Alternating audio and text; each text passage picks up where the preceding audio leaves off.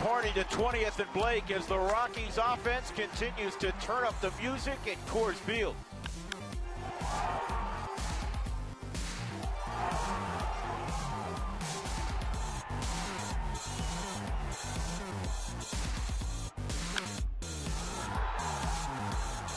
Yeah, the fun is just getting started. Rockies Diamondbacks next on Root Sports.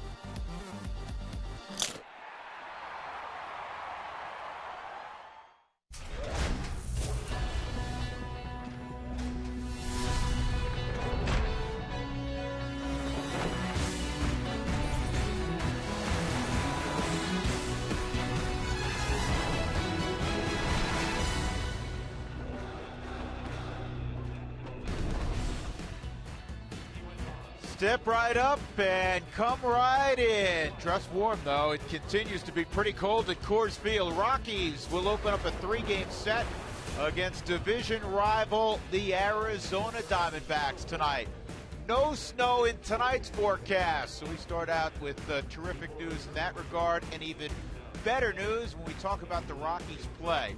They have been sensational off to an 11-4 beginning. And good evening, everybody, with my partner, George Frazier. I'm Drew Goodman. Thrilled, of course, that you're along with us. The Rockies playing great baseball. They've won 6 consecutive games. Yesterday, they end up sweeping the Mets. It's a close ball game late. It ends up an 11-3 blowout. Well, that's because this offense, like they did a couple of years ago, score a lot of runs late in games. And I think this is an offense that can do that. Remember the last couple of years, when they would struggle at times, they'd score 3 or 4, and then it's like the offense got shut off. Well, it's not getting shut off right now. You look at that start at 11-4, and yesterday it was on fire. Dexter Fowler continues to hit the long ball, 7 now.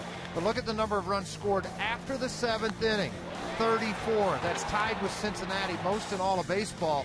And you talk about exciting times. It's anywhere 1 through 8 can do damage and get it over the fence. And I think that's the one thing that has caught the eye of everybody in baseball. Yeah, and it's amazing because you look up and down that lineup you speak of, and there's a multitude of guys that have 9, 10, 11, 12, 13 RBIs. Well, they're all starting to do it in bunches. Todd Helton, who doesn't play as often as he used to, he's got 10 RBIs. You got Dexter knocking in runs, and, of course, Cargo and Gonzalez. This is scary because once you get through that wave, now you're hitting Rosario, and that's no day at the beach the way he's swinging the bat right now. Well, the Arizona Diamondbacks and the Rockies, they cohabitate together during spring training. We'll take a closer look at the D-backs in the first couple of weeks of the season. We'll do that when we come back.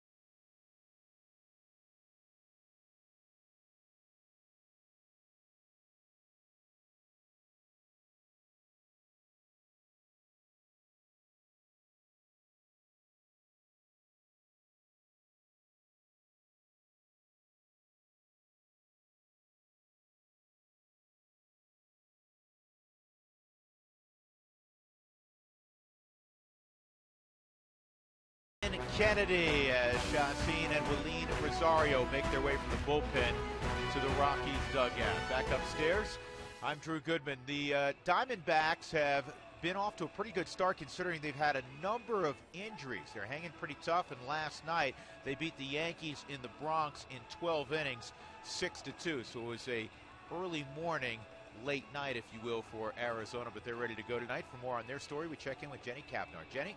Yeah, Drew, as the team's getting ready down here to meet Arizona for the first time, you mentioned those key injuries that the Diamondbacks have had. Good news for them, they did get Cody Ross back, and he was a huge factor in last night's win in New York. But the bad news is several players still remain on the disabled list. That includes shortstop Willie Bloomquist, who didn't even start the season with the Diamondbacks.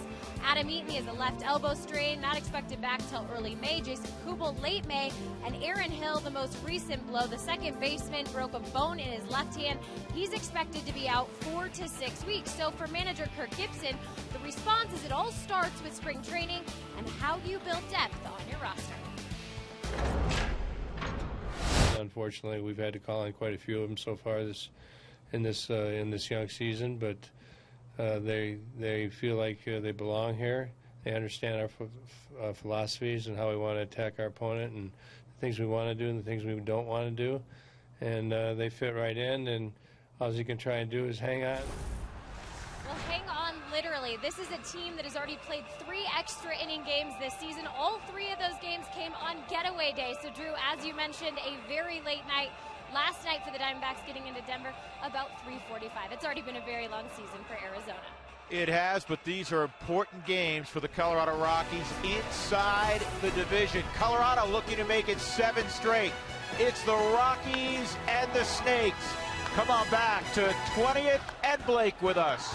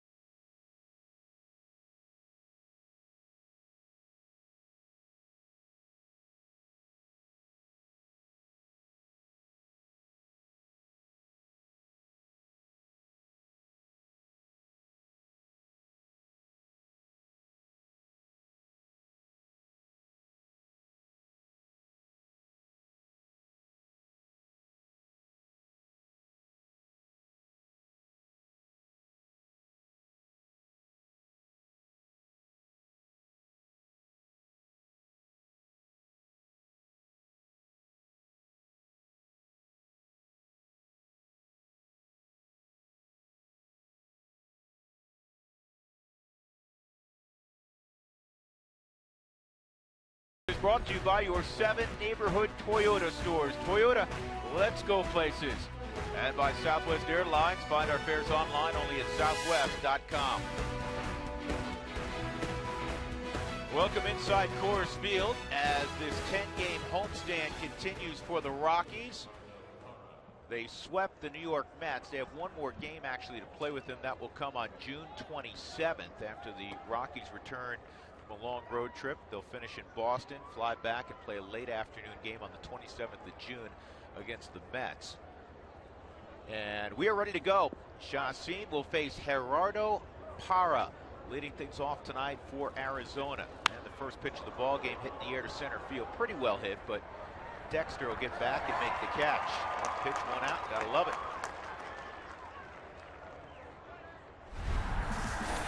Starting lineup for Kirk Gibson, brought to you by Southwest Airlines. One of their new additions, Martin Prado, terrific two-hole hitter. He'll bat second. Then Paul Goldschmidt, he's off to a terrific start. Miguel Montero, Cody Ross, A.J. Pollock, Didi Gregorius. He had a big debut with the Diamondbacks yesterday in New York. Cliff Pennington, the veteran middle infielder, and Ian Kennedy. And with one out, here is Prado. He came from Atlanta in the Justin Upton deal. That pitch misses down low, ball one. He has always been a terrific hitter and a versatile defender. He can play the outfield, can play third base. That's where he's situated tonight. And George, he's one of the better locker room leaders in baseball. Well, a lot of people liked what he did. I mean, they felt in Arizona when they got rid of Upton, they got rid of Young, a couple of guys that had been there for an awful long time that their team looked up to, that this would be something that somebody that could replace it for Kirk Gibson, and obviously he's done just that. Trained very well by the Atlanta organization. And that is a fair ball, long throw for Nelson, and that is a terrific pickup at first base by Todd Helton. We've seen him do it literally probably 1,000 times in his career, and the ones that are longer hops or in between hops, George, they amaze me because he never misses them. He stays with such relaxed hands when the ball's coming, so he can adjust up or down whatever he needs to do. This ball scooted right to him, almost looked like it hit the lip. You see Todd stay right with it all the way into the glove. Another example of terrific defense by this club, and it should be an outstanding defensive team. Well, think about this defense that's on the field right now. 3 errors committed on the whole year. Nelson and Kadire out in the field, Rosario behind the plate. And the one on Kadire, if you remember, George, was a tough one. It hit the runner. It was a perfect throw, and it hit the runner and got away. As Goldschmidt is behind 0-2. Probably the hottest hitter in their lineup, Paul Goldschmidt. The guy that can hit the long ball. He's got 3 home runs, 5 doubles on the year, 12 RBIs. Yeah, he is a good hitter. This is not a fluke. He's off to a very good start, but this is a guy you have to be very careful with, especially with runners on base. Goldschmidt, a year ago, hit .286 with 20 home runs. He drove in 82 and had 43 doubles. He's legit. Here's the 1-2, and that just missed. Tough to take on the inner half like that. A very good pitch by Jolis. Here's the numbers: 3 starts, 2-0, 196 earned run average, 18 and a third innings. He has thrown the ball extremely well. The walks are down, the home runs are down. He is getting more ground ball outs this year than he has in the past. Averaging a little over 1 and a strikeout here. That's a great breaking ball. An impressive first inning for Jolis Chassin. We'll see the Rockies' potent offense when we return.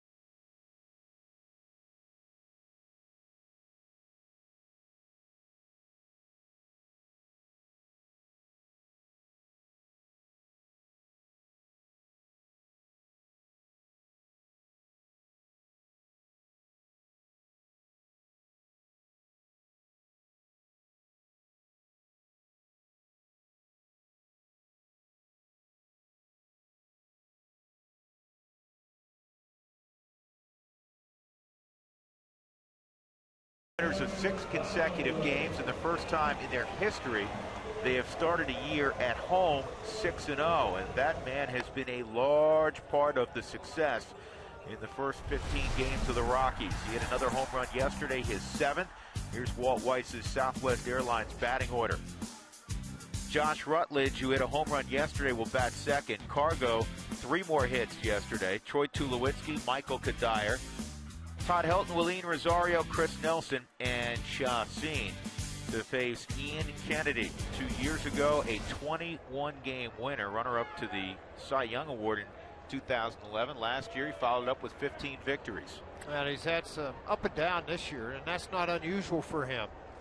In the first half of his career, has struggled at times, 20 and 21 with a 430 earned run average. Second half of the season, 27 and 10. Dominant in that second half after the All-Star break. Bolt foul, 1-1, coming off a rough start, George, in which he gave up 6 runs in 5 2/3. And his quote after the game is, "That was unacceptable." Well, he does. I mean, he owns up to it. He's the leader of their staff. I mean, he's their ace, the guy that's going to come out and has earned that, quite honestly. But he really works his changeup very well off his fastball. Has always had success here at Coors Field. He tries to pitch away from everybody's power. He tries to get the sinker out on that outer half and on the ground. But it's a lot of movement on the fastball. And if you look overall, he'll throw it nearly 70% of the time. His secondary pitch, the changeup, used more than the curve or cutter. 2 balls, 2 strikes on Dexter leading off. And he got him on a fastball up in the zone.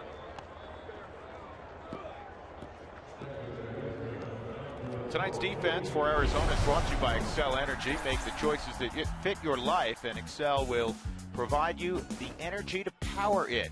Visit responsiblebynature.com to learn more. A.J. Pollock flanked by Cody Ross in right and Gerardo Parra, good defender, in left field. Prado, Gregorius, Pennington, and Paul Goldschmidt in the infield. Miguel Montero's behind the plate, and the first pitch fastball misses. Ball 1 to Josh Rutledge. Rutledge's average starting to come up. He's at 222, but he has scored 15 runs, which is second in the National League. He tops this one to short. And Gregorius throws out Josh Rutledge. 2 gone, and that'll bring up Cargo.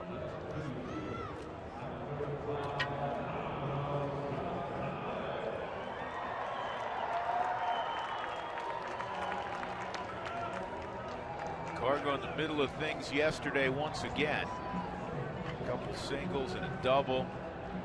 Scored the Rockies' go-ahead run when they went up 3-2 in the 7th inning, and then the Rockies' offense just kicked in. That's something we were talking about a few minutes ago, George, during the open. That's, you know, it can be quiet for 5, 6, 7 innings, and then all of a sudden put a crooked number on the board in a hurry. And it's not just the long ball. I mean, they can put some hits together, steal a base, which they did yesterday. Todd just missed hitting a home run, hit off the right center field wall, a right field wall right at the edge of the auxiliary scoreboard. 1 strike count on Cargo, no shift employed. We've seen the Padres and the Mets employ shifts against Cargo here in the opening couple of weeks of the season. It was interesting against the Mets yesterday. They didn't use the shift on Cargo because of the bunts he laid down and the base hit he got to left field. They played him fairly straight up. 1 ball and 2 strikes. 2 fastballs and a changeup.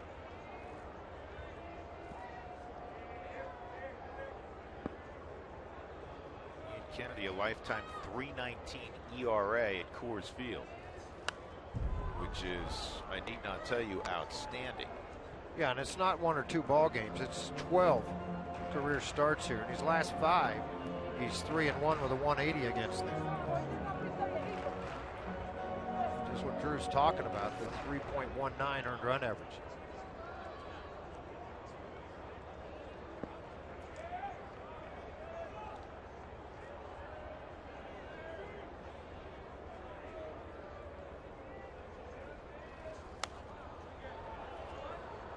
Tried to bust him in with a fastball, and Cargo fouled it straight back. Kennedy will pitch him similar to what Tim Lincecum does. Take the changeup off if he can create that movement with a three-finger change.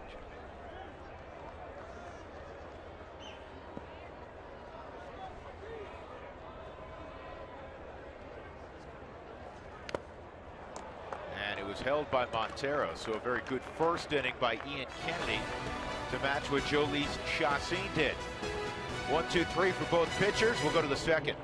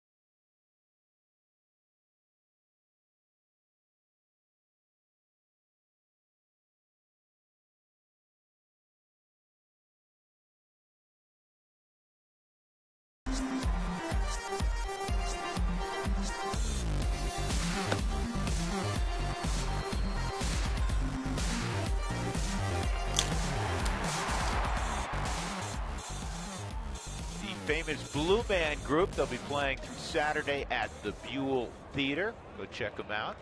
They were down at Coors Field the other day. Good stuff. Saw them in Vegas last year. Miguel Montero will face Jhoulys Chacín here in the second inning. Cleanup man for the Arizona Diamondbacks and a guy that took the Rockies through the years. A very affable, now fairly long-time catcher of the Arizona Diamondbacks. When you think of very productive two-way catchers in the game, right near the top of the list is this guy. Well, you have to consider it because of the power that he has, the average he typically hits with, and he catches a lot of baseball games. Rutledge throws him out. Tonight's defense for the Rockies brought to you by Excel Energy. We bring you the energy you need so that you can live the life you want. Visit responsiblebynature.com to learn more. Cargo Dexter and Michael Kadire in the outfield. It's Nelson and Tulowitzki, Rutledge and Helton, and Willeen Rosario catching Chacín. With one out, Cody Ross, who hit 22 home runs last year for the Boston Red Sox, signed as a free agent. He takes a fastball a little bit beneath the knees, ball one. Cody, like Jordan Pacheco, from the state of New Mexico. He lifts this ball to right center field. 2 outs.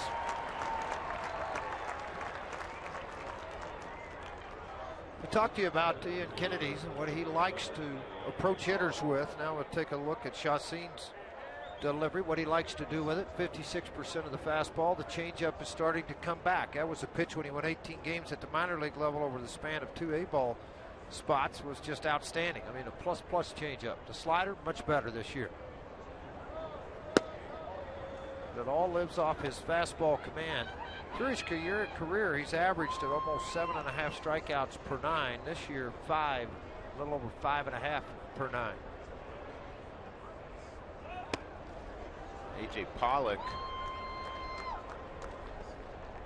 bunt there, and it's a 1-1 count.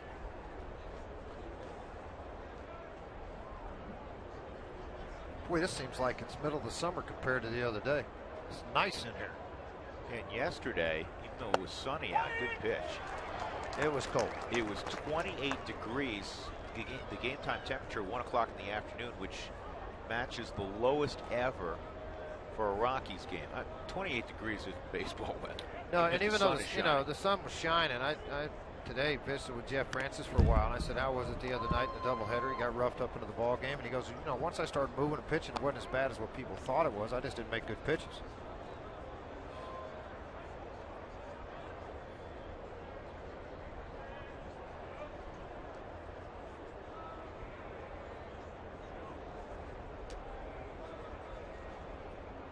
One and two on A.J. Pollock. And a ground ball to third. Easy play for Chris Nelson. That's a 9-pitch inning as Chacin has retired the first 6 Diamondbacks tonight.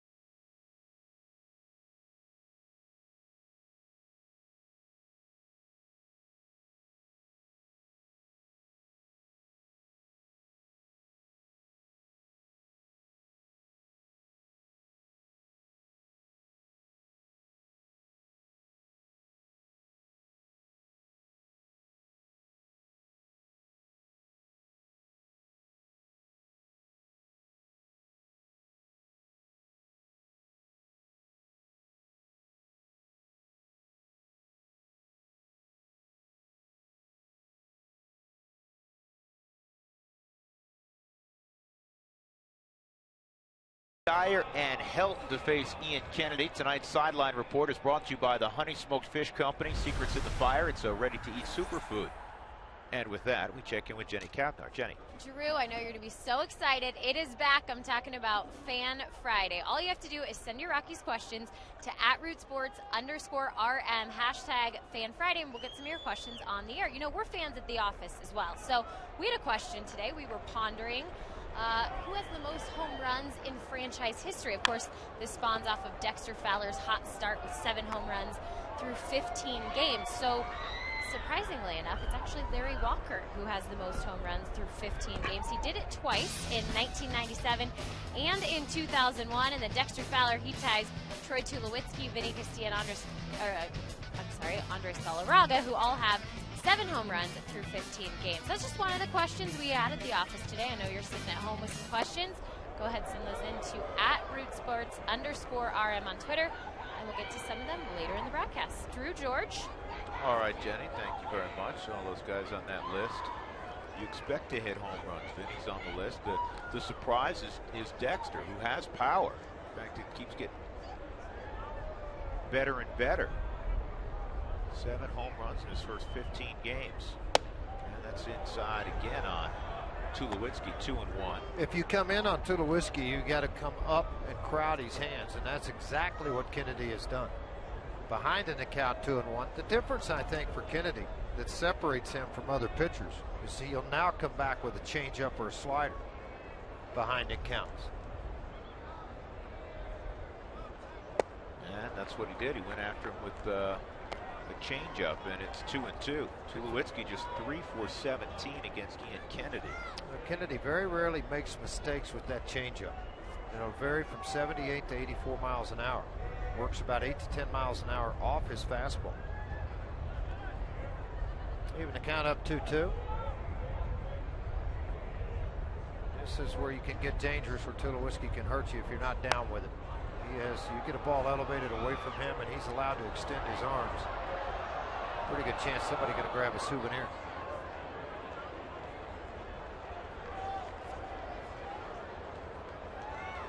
Troy does own a home run against Kennedy. Kennedy's done a good job of neutralizing Tulowitzki and Gonzalez. Cargo 4 for 24 lifetime against him after striking out in his first at bat. The guys that have had success against him, Helton is 6 for 19. And left-handers this year have hit 385 or 395 against him.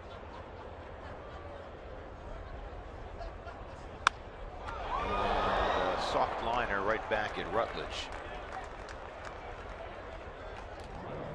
Who wants tacos? Remember, if the Rockies score 7 or more during any game, go to participating Colorado Taco Bell locations the next day between 4 and 6. Get your Rockies taco special. I certainly hope you went earlier today. Michael Kadire coming up. Kadire is 2 for 9 with a home run against Ian Kennedy. Rosario's 3 for 7, and Pacheco not in the lineups, 4 for 11. Those are the guys that have been able to touch Kennedy a little bit.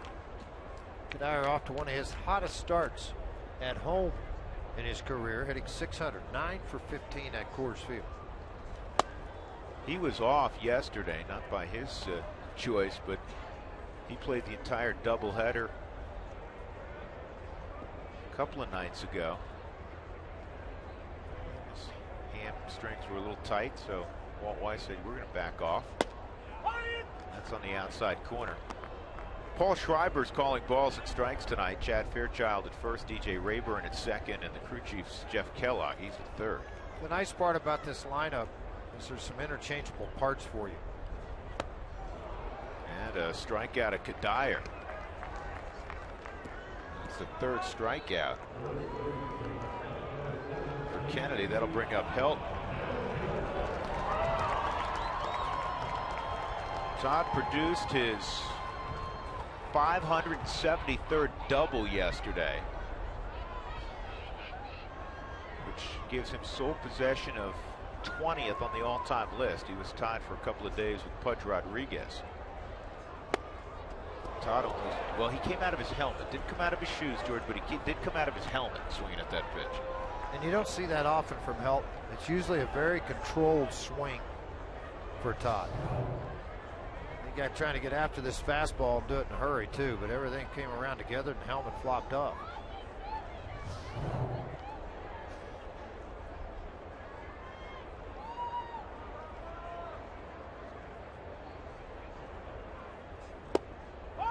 And it's an 0-2 count. All-time doubles list. Former Arizona Diamondback Luis Gonzalez is 15th on that list. And Palmeiro, Robin Yount, Wade Boggs, Charlie Gehringer, and Todd Helton.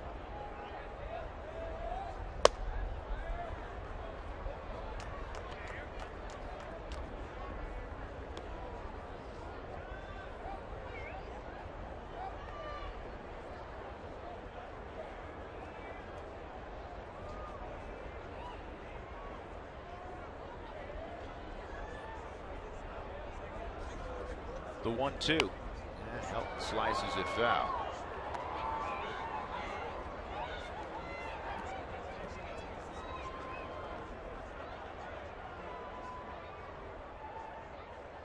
.51 degrees our game time temperature.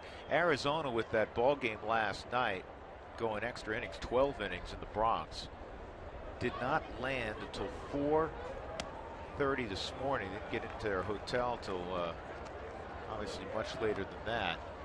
Kirk Gibson, though, sent Ian Kennedy earlier in the day, which is kind of standard practice when you figure it's going to be a late night. Get your starting pitcher a regular evenings of evening rest. That ball's fouled off as well. So Kennedy was here. I have found that teams typically play pretty good the day after getting in late It's the next day and the day after that they don't play well. It's kind of like they're just running on adrenaline when they get here, particularly after the win against the Yankees last night in extra innings. That salvaged 1 of 3 for Arizona in the Bronx. Strike 3 on the outside corner. Ian Kennedy has struck out 4 of the first 6. You can see Helton thought that pitch was away as he discusses it with Paul Schreiber. We have not had a base runner yet as we move on to the third. Chacin and Kennedy have been outstanding.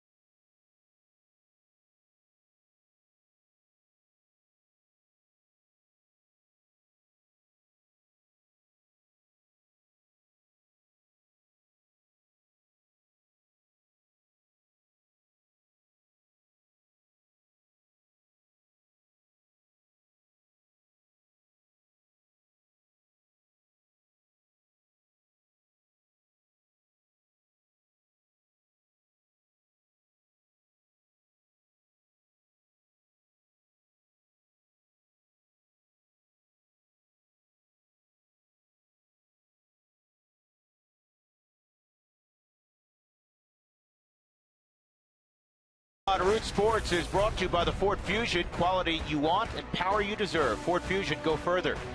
By Wells Fargo. Wells Fargo customers get your 2-for-1 Rockies club level tickets today by going to wellsfargo.com/Rockies. Wells Fargo Bank, member FDIC. And by Southwest Airlines. Find our fares online only at southwest.com. This is the shortstop, D.D. Gregorius. Excuse me. Gregorius is the word. Gregorius. He was I'm going to gregarious. mess it up, so I'm just putting it out there early. Well, let me say he was gregarious last night, George, after his debut with Arizona. He's been hurt, been on the disabled list with a right elbow strain, and he hit a home run and a double, his first career home run. And here is his home run that came at Yankee Stadium. Got a fastball down, inner half of the plate, left the yard in a hurry, got back into those seats, and hit a double later on. I mean, obviously, kind of opening night you can't wait for. I know that the Diamondbacks have been waiting for him to get here and be healthy. 92-mile-an-hour fastball is inside. 1-2 on Gregorius. He was born in Amsterdam, and he grew up in Curacao, which is the Commonwealth of the Netherlands. That's the exact proper description, but it's part of the Netherlands. Doug will know.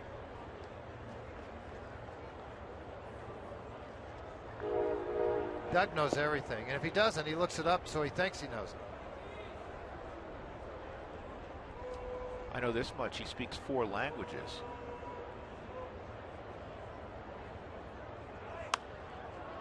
This is fouled off out of play. You know, we'll see a shortstop of the Atlanta Braves later. That lady was sitting there reading and caught the ball. I mean, it literally just landed in her lap. Huh, nice job. She gets a high five from the beer man. I mean, don't give her a beer. Give her some popcorn, too, while you're down there. No, that was the fruit drink guy.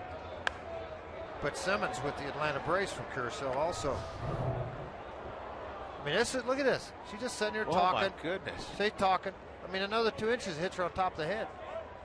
Hey, see the ball I caught? That's a first. I mean, she had no idea. Completely oblivious. And the ball landed, thankfully, in her lap. No harm. It's not only in her lap, it's in her hands. Oh, you know what? She did know it was coming. She was covered up. Well, And she got it. That's perfect. And her friend's like, you got to be kidding me. she's lucky 12 guys didn't dive on top of her trying to catch it.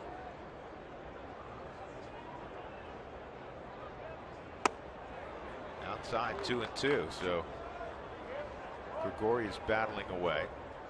Curacao is the capital of the Netherland Antilles, a 5-island chain in the Caribbean that includes Montserrat and maybe the most famous island down there in that chain, St. Martin. This is a long run for Cargo. He lays out, makes a catch.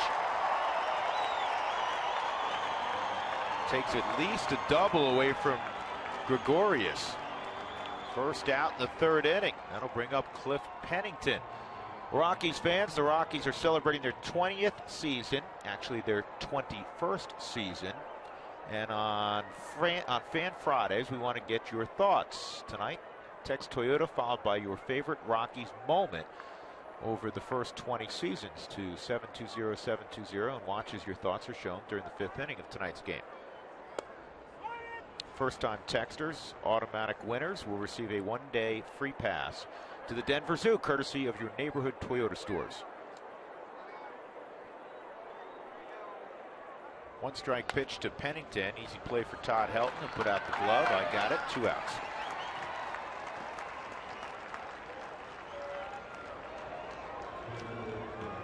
And here comes Ian Kennedy.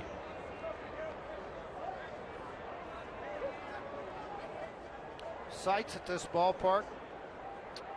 This seems like every night you get something else that's just so beautiful.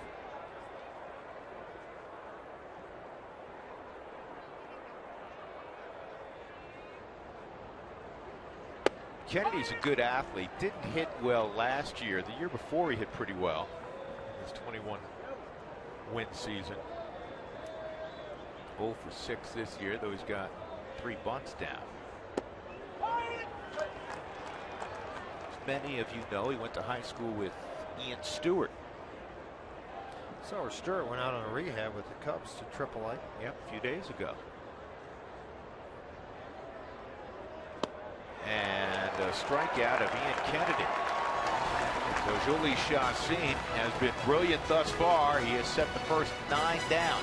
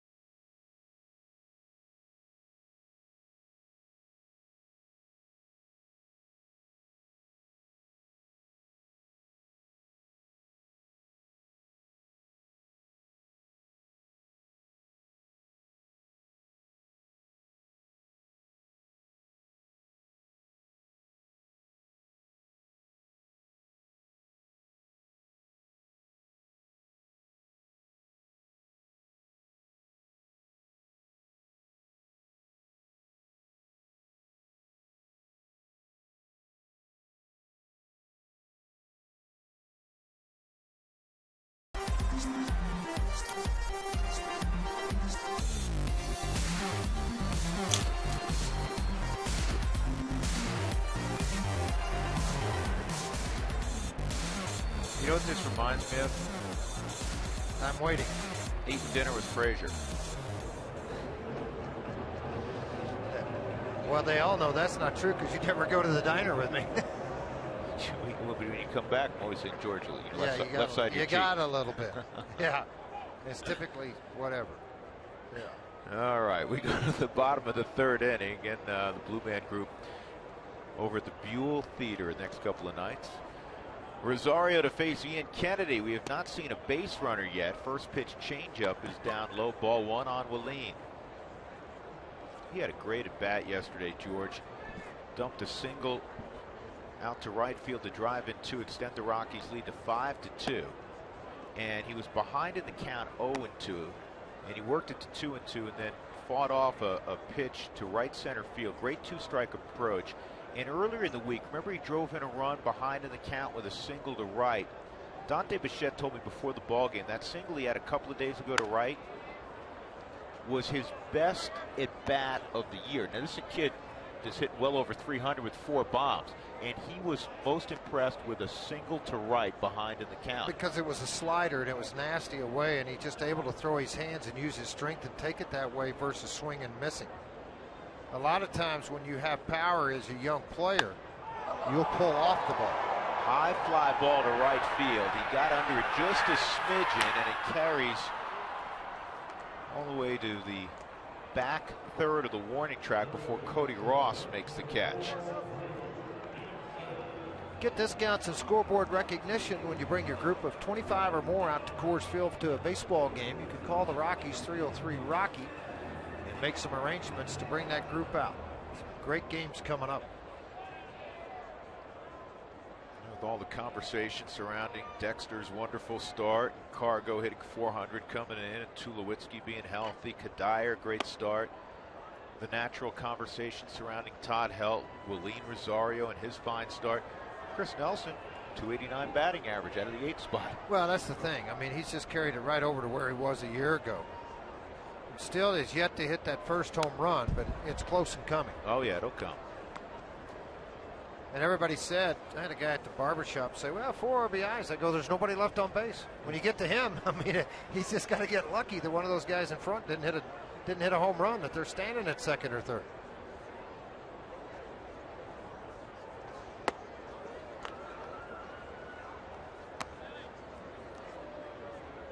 That's like the leadoff guy. You'll see Dexter's a great example. Dex has 7 home runs, but he's only driven in 10. He's leading off. Both these pitchers have just pounded the zone. This is the 38th pitch for Kennedy in the game. Kennedy was originally drafted by the Yankees. He came in that celebrated 3-way deal in 2009. Edwin Jackson went from the D-backs to the Tigers. Max Scherzer. Actually, Jackson went to the D-backs. Nelson's gone. That's 5 strikeouts already for Kennedy. Max Scherzer and Daniel Schlereth. I saw Mark today, in fact. They went to, those two went to the Tigers. Curtis Granderson went to the Yankees from Detroit for outfielder Austin Jackson and left-handed pitcher Phil Coke. So there were a lot of big names involved in that deal. That was a that huge brought trade. Kennedy to Arizona. Not mistaken, wasn't that part of Jerry DiPoto's working habits at that time? I think Josh had been relieved of his duties, and it's close. I know it may have been George. I know Daniel Hudson. That was a deal that Jerry did right when he had the interim tag. Hudson still rehabbing from Tommy John surgery, starting to throw to hitters.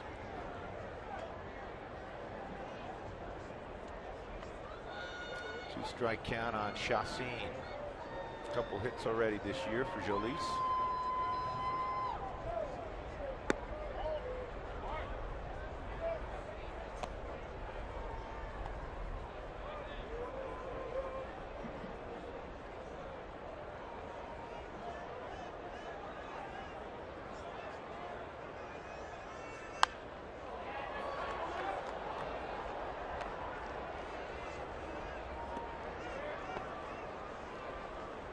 Chassin is from Venezuela, and so is Miguel Montero, and that's a close-knit community. And evidently Miguel, who tends to be chatty anyhow, has Chassin laughing. And We haven't seen a base runner yet as we go to the 4th inning. Kennedy and Chacin on their games. Boy, the funny joke. He's still smiling.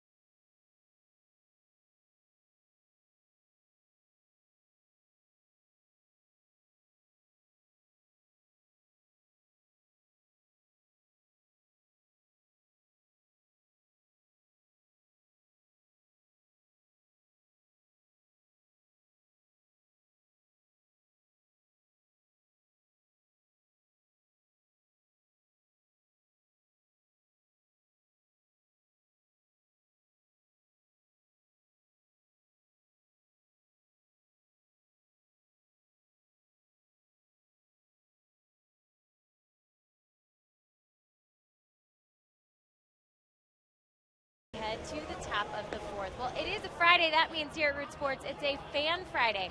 We want to hear all your questions about the Rockies on Twitter at @RootSports_RM, just hashtag Fan Friday. We got our first question. It's coming from @John C. III, and John asks, the Nuggets set a franchise record for wins in a season with 57. So what's the Rockies' franchise record for wins in a season? Well, John, it's a great question. Back in 2009, the Rockies were 92-70, and that is their franchise record for wins in a season. But here's a bonus fun fact for you. Since we're talking about the Mile High City, since the Denver Broncos lost to the Baltimore Ravens earlier this year on January 12th, the Nuggets and the Rockies combined have gone, get this, Drew and George, 31-1 in the city of Denver. I would call that pretty good luck. That's pretty good research. Right? Not bad. So keep sending your questions in at @RootSports_RM. George, this is your favorite night. I know it is. Absolutely it is. 31-1. That's a pretty good record. Gerardo Parra's at the plate. He takes a strike. He had a fly ball to center field on the first pitch of the ball game tonight. Already in the top of the 4th inning. And that's just off the plate. 1 ball, 1 strike. Parra 2 for 16 lifetime against Chacin. So the Rockies take care of the Mets, winning the 3 games they played. It was supposed to be a 4-game set. And now a significant test from the Arizona Diamondbacks. And then the Atlanta Braves, currently 12-2 coming in. Diamondbacks come in at 9-6. And these are 2 teams historically the Rockies have not played well against. There's the first hit of the ball game, first base runner of the game.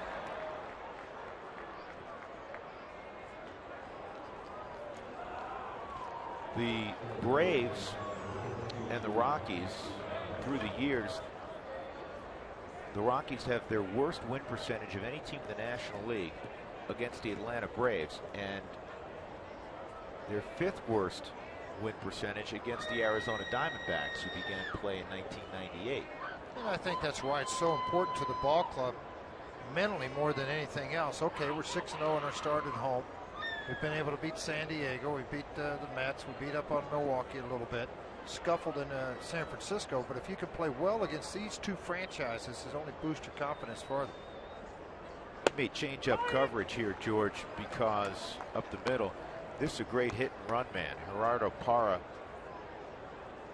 not a blazer at first. Prado handles the bat very well, and he's looking hard down at Matt Williams. Well, the manager will typically allow the lineup to go through 1 time to see if any damage can be done. Then he'll start to intervene a little bit and do the hit and run, bunt a little bit, steal a base.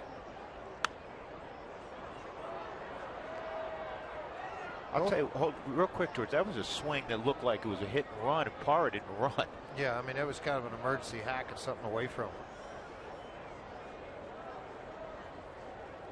Now you look at what both of these pitchers did the first time through. You know, he hit the first 3 innings through that lineup. Well, total dominance, 5 strikeouts by Kennedy, 2 by Jolice. The ground outs, just what you're looking for. 2-strike count on Prado.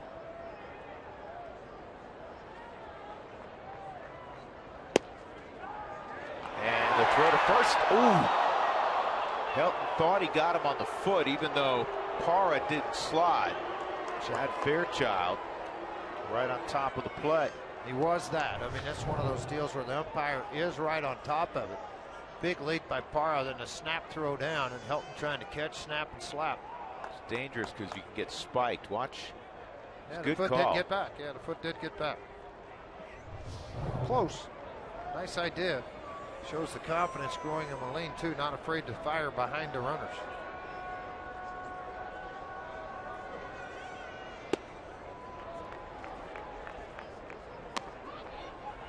Two on Prado.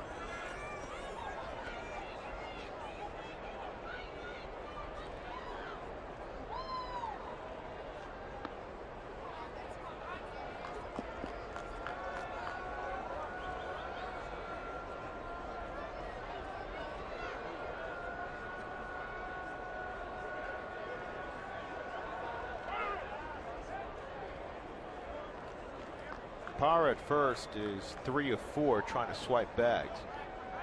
He has 3 of the 5 stolen bases for Arizona this year. Rockies have 12 stolen bases. That leads the National League. And again, that's something Walt Weiss said he wants to get back to, where it's not just a club that slugs, but a club that runs. New first base coach for the Arizona Diamondbacks. A familiar name. Steve Sachs. He replaced E.Y. Sr., who was there with the Diamondbacks. He and Kirk Gibson, members, teammates with the '88 world champion Los Angeles Dodgers.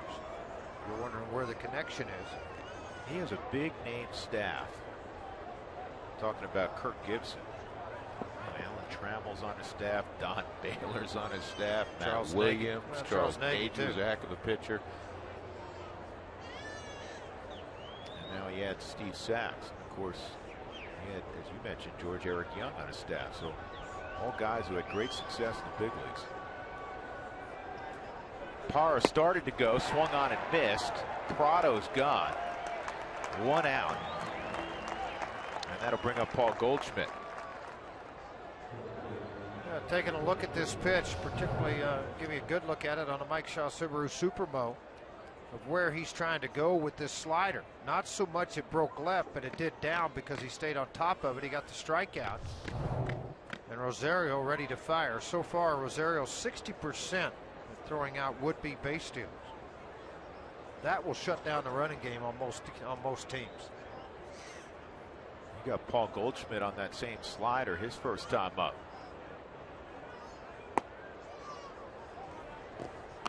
Goldschmidt, a 5-game hitting streak.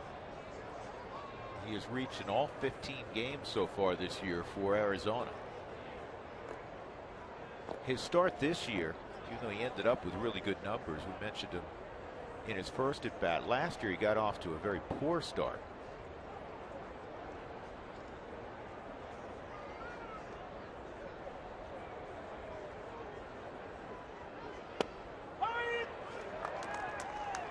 Jenny talked about it in the open. This is an Arizona club missing Jason Kubel, who was terrific last year for them. A lot of big injuries. Aaron Hill, who did a great job after the trade, a guy who can hit the ball over the wall, an offensive second baseman, a steady guy in Willie Bloomquist. And the guy that figures to be, if he plays anything like he did in the minor leagues and after he came up last year, a really good player. And Adam Eaton, they want him playing center field, leading off. That was a big loss defensively for them. Pollock's done a nice job in center field defensively. He swung the bat okay for them. A couple of home runs, 8 RBIs. Eaton, one of the top 100 minor league players in all of baseball.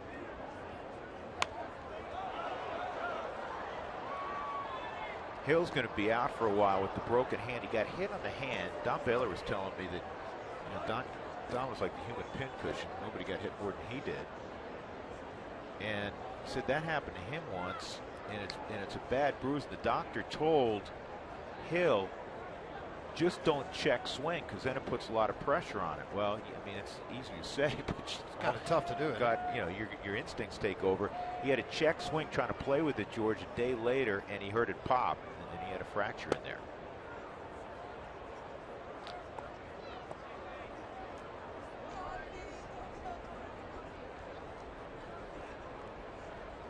Two on Goldschmidt. We're in the 4th inning. There's been one hit. It just happened leading off the inning. Gerardo Parra on a ground ball up the middle. 1 out. He remains at first base.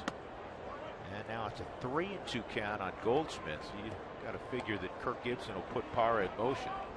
First 3-ball count of the ball game by Chassin because he's been so aggressive in the zone. There's been a lot of first pitch, second pitch swings for outs. 2-1. Strikes to balls, 30 and 15.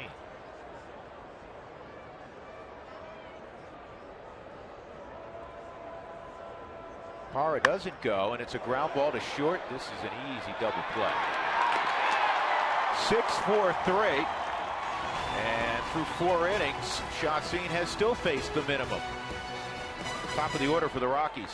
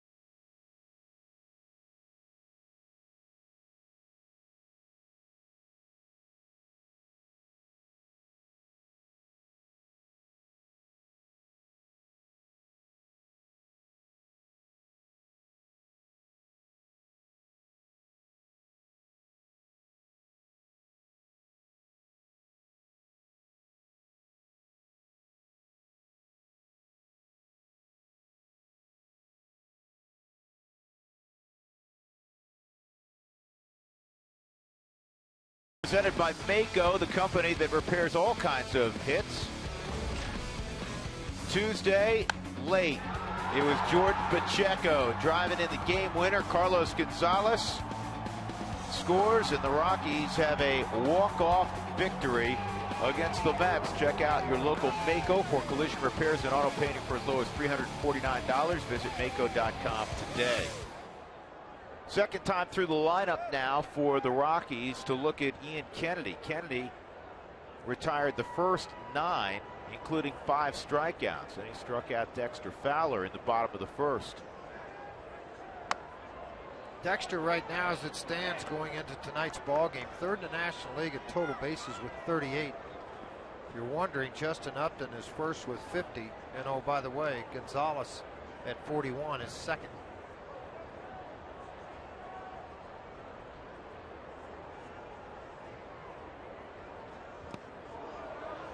got Dex to chase down and in out of the zone on an off-speed pitch. It's 1-1. Well, so far that trade has really turned out well for Atlanta. Unbelievable start for Justin Upton with 9 home runs. And Chris Johnson, he's kind of been overshadowed. Chris Johnson playing third for Atlanta. He leads the National League in hitting. He was the guy who came from the Astros last year to Arizona.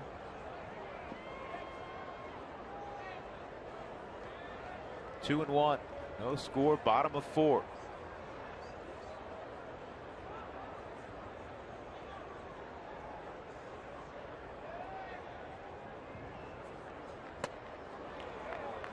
Backup slider. You know, watching Kennedy work,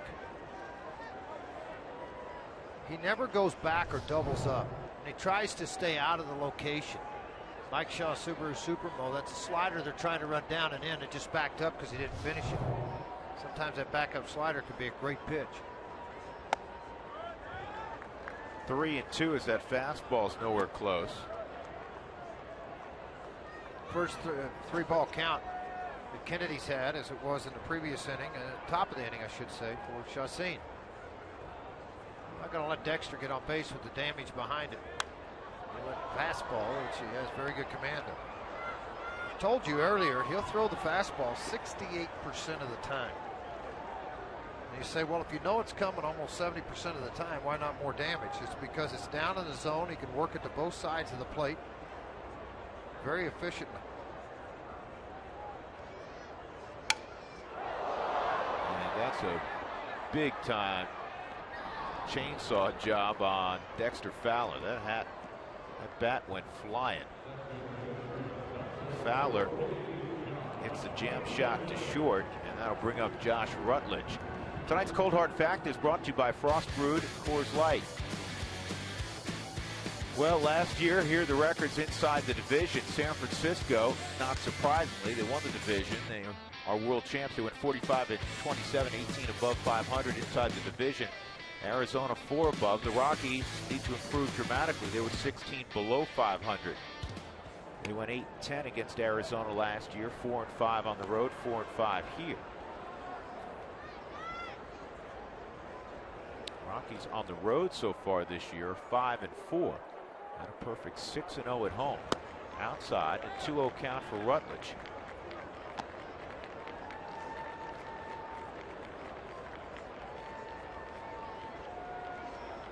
Rockies competitive with Arizona, LA, and San Diego, and struggled against the Giants. This year they started out 0-3 against San Francisco, who, by the way, just got swept the last few days in Milwaukee. They did, and again, that's the realization that, you know, the rest of the league can figure it out a little bit. They could beat the San Francisco Giants. Well, the wild thing about the Giants in the early going, I'll tell you after this pitch, here's the 2-1. 3-1. George, they have an ERA over 5, and if you take Madison Bumgarner out of the equation, it's almost 6. Yeah, that's a surprising thing. Matt Cain 0-2 with a 7.15 earned run average. Imagine that. Later on tonight, San Diego will be at AT&T to take on the Giants. 3-1. And that's in the air to right field, pretty deep, down the line, and bailing out smartly before he ran into the wall is Cody Ross. Ball's foul, and it'll years past, back to the plate with a 3-2 count. Years past, he would have ran through the wall. He's had enough injuries hitting walls that he's learned to slide or back off of it. As he checked his distance, he slid very smartly right short of the foul line to prevent any kind of contact with the wall. He might have a little bit of a strawberry on the side of the leg, but nothing's broken. 3-2 on Rutledge. 1 out in the 4th inning.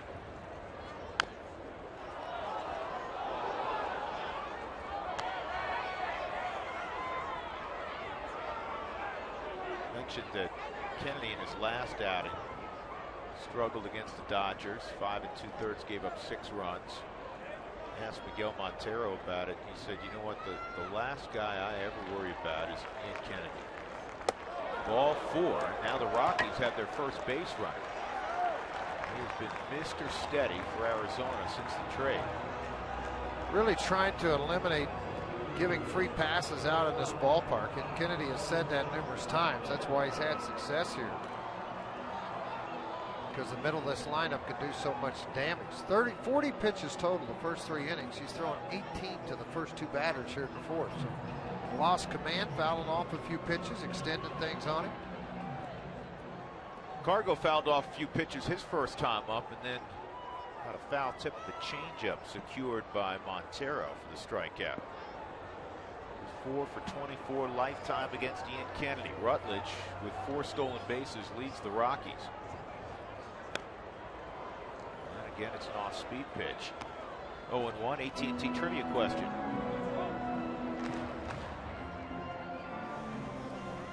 Carlos Gonzalez has 4 straight multi-hit and multi-run games.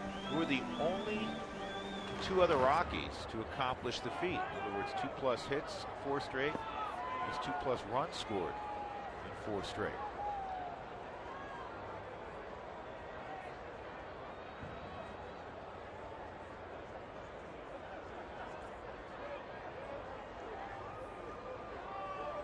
Kennedy holds runners well, George, and Montero throws well.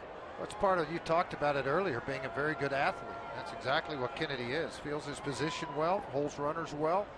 His release time to the plate is in the top 10 in baseball, so he gives Montero every opportunity to throw people out. And this is in foul ground, and fortunately a foot from being caught probably by Prado.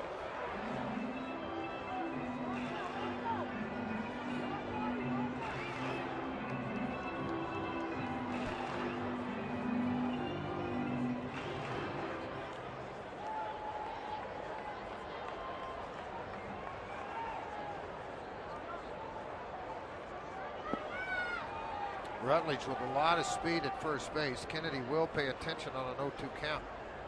And at that time, that's where you got to be mature as a pitcher, not let it take away from the pitch.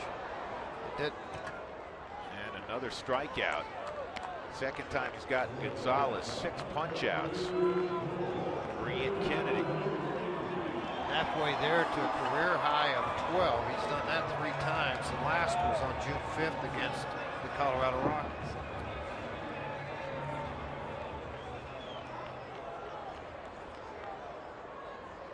Hopefully he doesn't reach that tonight. See if Rutledge takes off on the first delivery.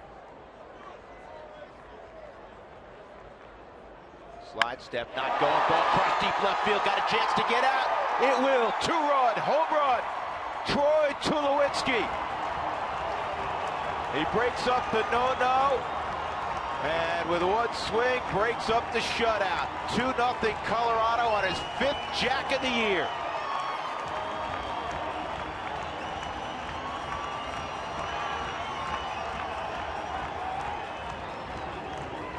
That's what we keep talking about. Up and down that lineup. You make a mistake, you can pay with 4 bags.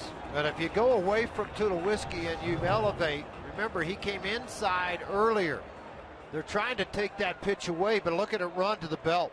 And oh man, Tulowitzki really flew that front side out. Look at those hips rotate, get the hands inside the baseball and drive it.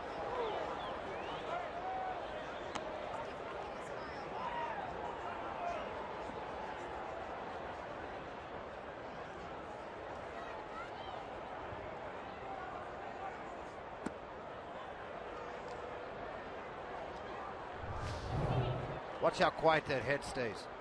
That pitch comes in, that head never leaves the baseball.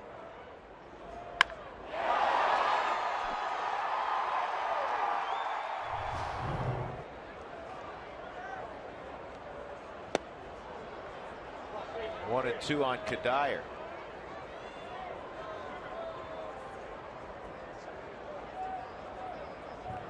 Troy hit one yesterday.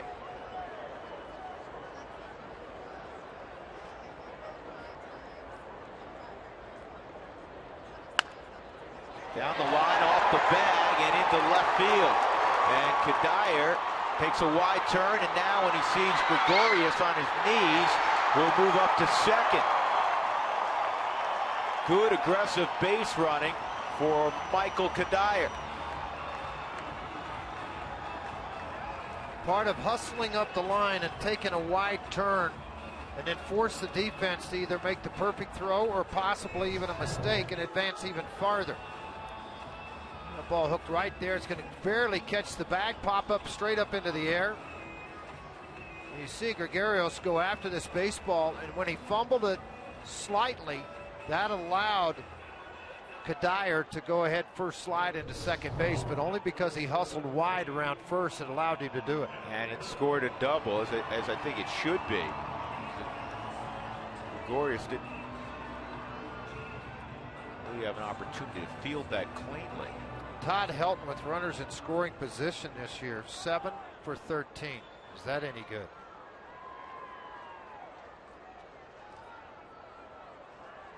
Todd struck out looking on a backdoor curveball his first time.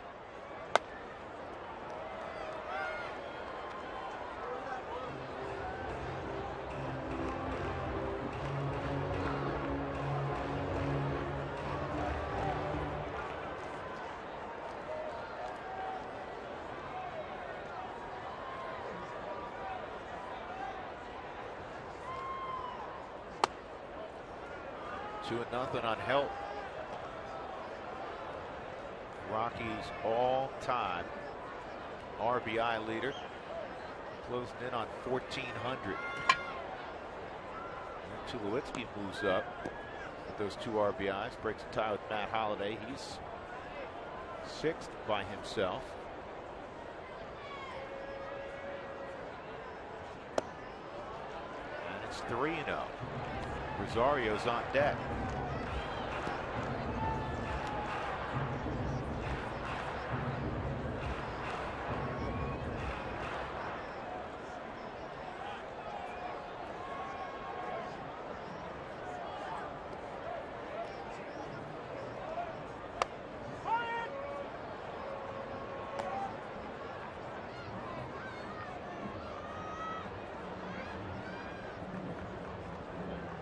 Pitches on the 4th strike zone gives you an idea how good Kendi is. When he misses, he just misses. It also gives you an idea how good Helton is with his eye. 3-1. And a walk to Todd. And that'll bring up the baby bull. In time, they're going to learn the baby bull is one of these guys that can really hurt you. I mean, people understand that at this point, but they also feel like he's someone that they can still pitch to. So that's a good walk in the eyes of Kennedy right now. I walked a guy with nearly 1,400 RBIs.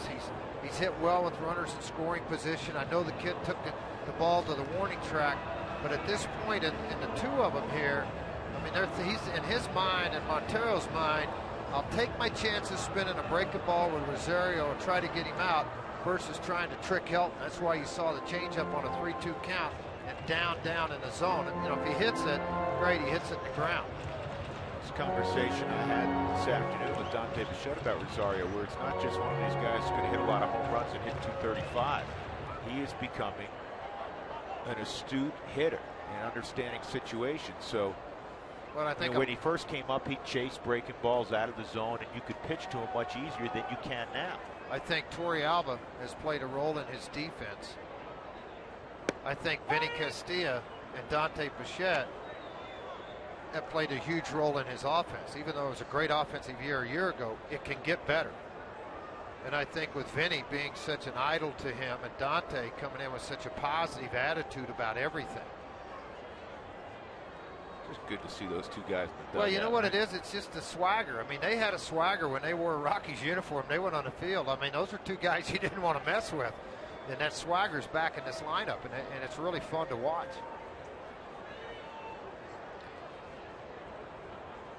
2 on, 2 outs. Rockies up 2-0. The 0-1, and slowly hit the short. And Gregorio flipped to second. In the inning, a walk to Rutledge and a first pitch line drive home run by Troy Tulowitzki to give the Rockies a 2-0 advantage as we go to the 5th.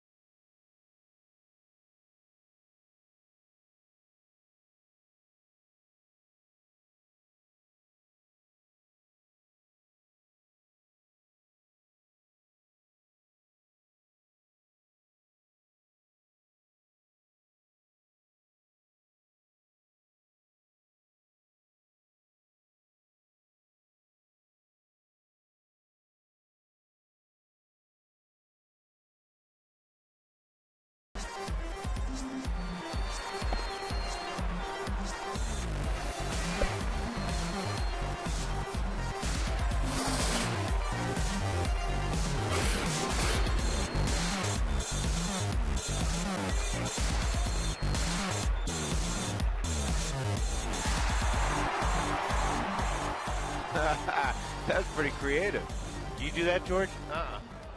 I'm not sure I want to.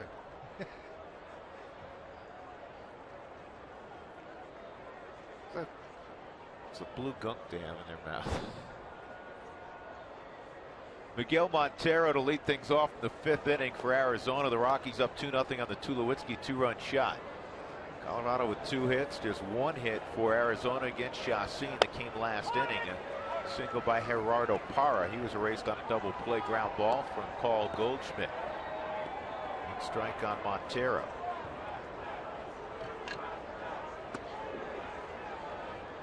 Miguel scuffling a little bit at the plate out of the gate.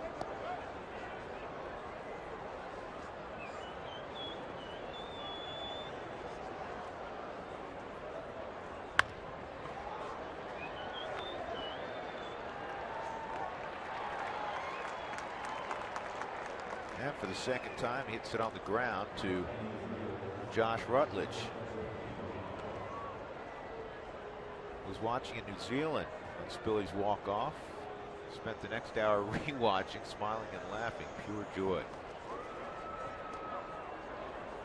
I think that's a lot of people's favorite. The first game of the Rockies at home. Mile High Stadium when EY went deep. That 8-run inning against the Cardinals a few years ago. Was that the same game where the Rockies had like 12 straight hits? Or was that against the Cubs? That was against the Cardinals, Dougie says, at 12 straight hits. Cody Ross with a 1-1 count.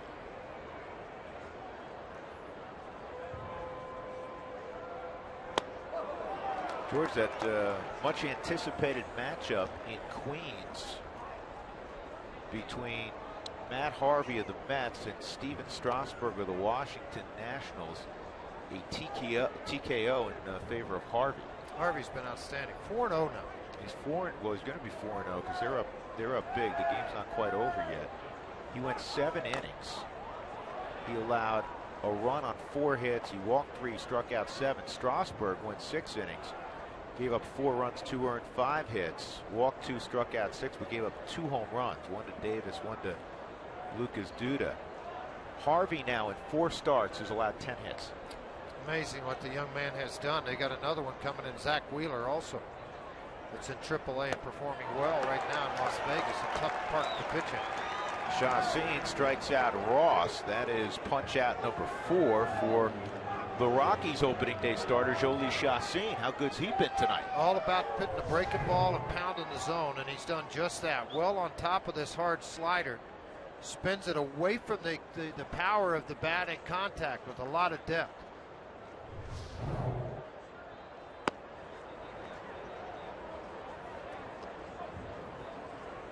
Doug, you know what, George? You know, Dougie, every once in a while he hands us a note about something or other.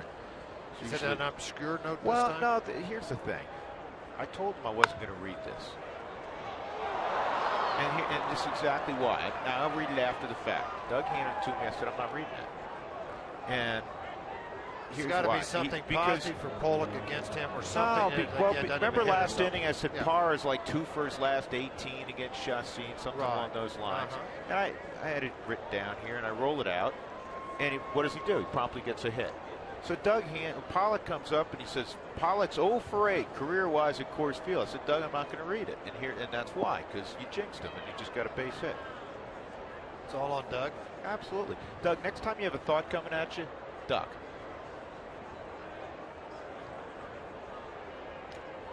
Didi Gregorius with 2 outs.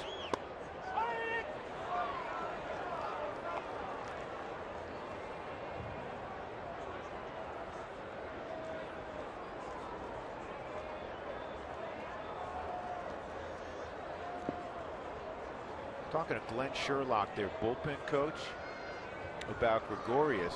And I said, what did you think of him? And he said, well, he's got a cannon. And we hadn't seen him throw before yesterday, really, because he had the strained elbow. He could hit in spring training, George. Started the year on the DL. First game was yesterday. A lot of guys had never seen him throw. And because of that cannon you're talking about, it's hurt his fielding percentage from accuracy. He's fielded for 94% fielder at the minor league level over 462 games. Because it is such a strong arm and he has such great range, he gets to balls and then he throws to first and it's low or high and it creates an error for him. But this kid's a very, very good baseball player.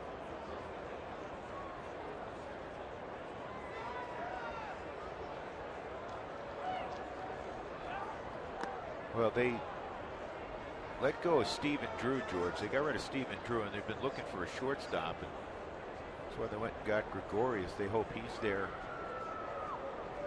guy for a while.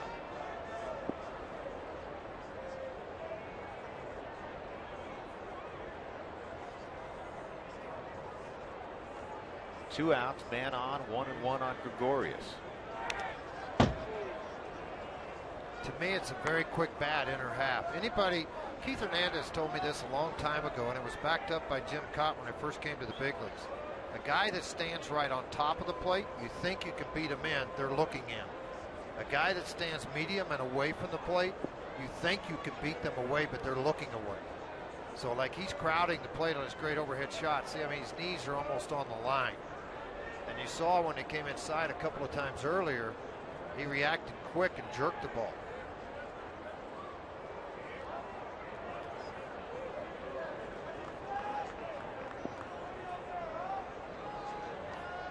Tell on the foul balls tonight, he does have a quick bat.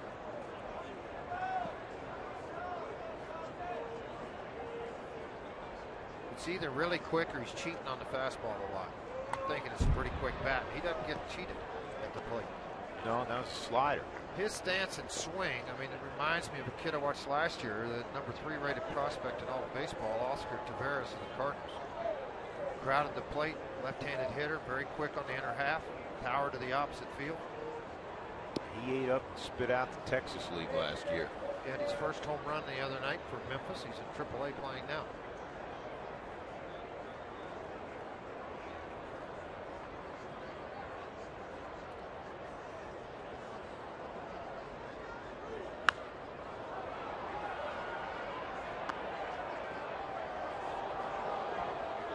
Chacin, a 2-0 record so far this year, and he brought a 196 earned run average into the ballpark.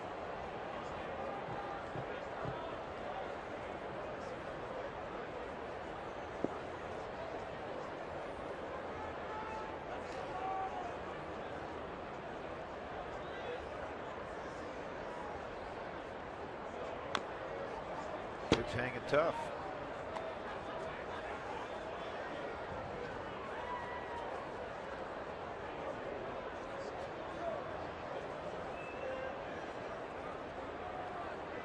Matt Belisle does this a lot down in the bullpen. You can barely see him now. He starts to stretch about the 4th and 5th to cut down what it takes to get loose for when his time comes, which is typically the 7th inning and beyond. But he's already worked the upper half over. Now he's starting to work a little bit on that lower half of his legs in preparation that if they need me, I'll be here. That's going to drop in front of Kadire. Good deke by Troy Tulowitzki to keep Gregorius from moving up. First and third, Cliff Pennington with 2 outs. 8th pitch that he's got to look at, fouled off an awful lot of pitches. This ball inner half and down. Now he didn't hit it good, but he got enough of it to hit it to right field. And I really like Kadire thought, you know what, first hop, I got a shot at him at third base, and it was, as it turned out, fairly close play.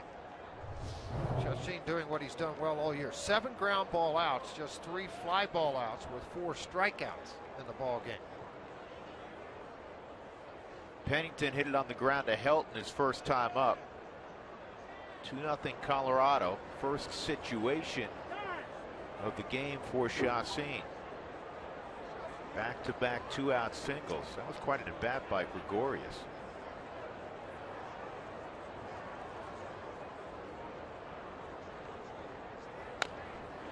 And that was pretty neat. I just saw a lady say that her most exciting Rocky time was her first game with her 14-year-old daughter, who got a ball from Clint Hurdle, who was the first base coach at the time. And when she first came and got the baseball from Clint through Galarraga, and still has the baseball. Exciting moments. Gregorius last year with the Cincinnati Reds had only 20 big league at bats. This is just his 10th big league game.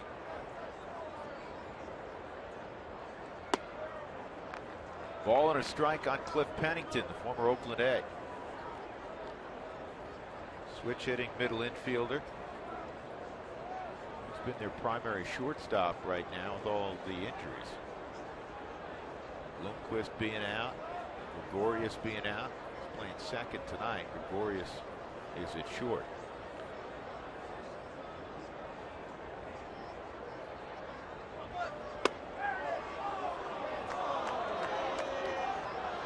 Schreiber gave it a long look.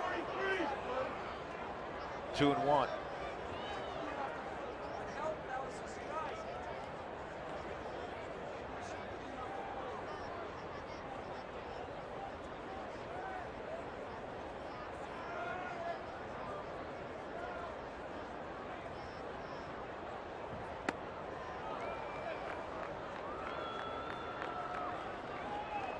Perfect world, you don't want to lose him, but if you do and load the bases, it's Ian Kennedy on deck. So I'm talking about good walks again. You know, even though this guy's your 8-hole hitter, he's struggling at 214. Kennedy yet to get a base hit, and he's a pitcher. You're in the middle of the game, not in the very beginning of the game. And what I mean by that, folks, when you get in the middle of the ball game with a 2-0 lead, you take your shots at someone else. So you know, he went with the breaking ball on that count. And got a swing and miss it. And he actually didn't locate that breaking ball where he wanted it. But because of the count, 3-1, it offset a fastball count for Pennington. What a great changeup, George. You go here with it. Well, you know, personally for me, it's going to be down and to make him chase something. I mean, whether change up a curveball. He went breaking ball and unfortunately stayed up. Arizona on the year, 241 with runners in scoring position. Pennington 1 for 13 with runners in scoring position.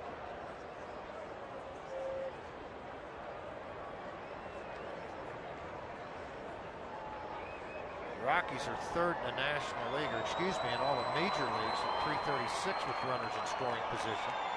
The Cardinals lead it at 378, and the surprising Kansas City Royals at 342 are second in all of baseball.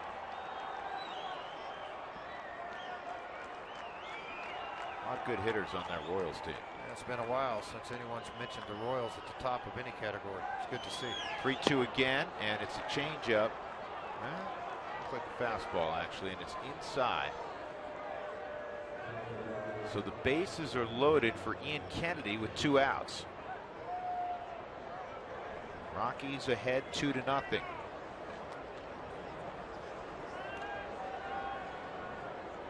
Kennedy struck out pretty quickly his first time up.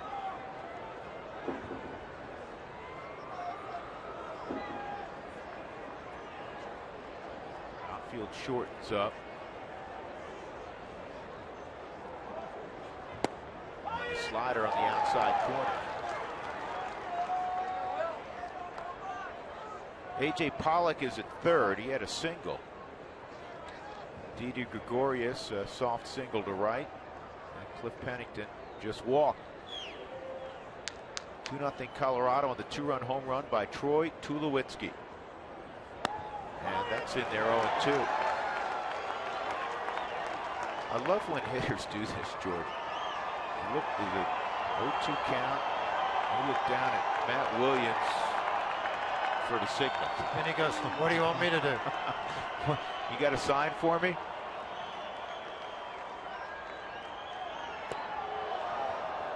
Very important for Rosario, and you saw that confidence, calling the breaking ball, but wanting it in the dirt.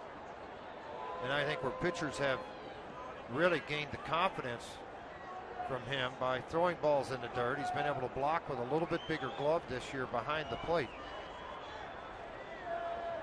Chacin looking to make one more pitch. On the ground is short, and Troy's got to go the long way, and he does. So no harm done. A couple of hits and a walk. Chacin gets Kennedy, and the Rockies maintain their 2-0 lead.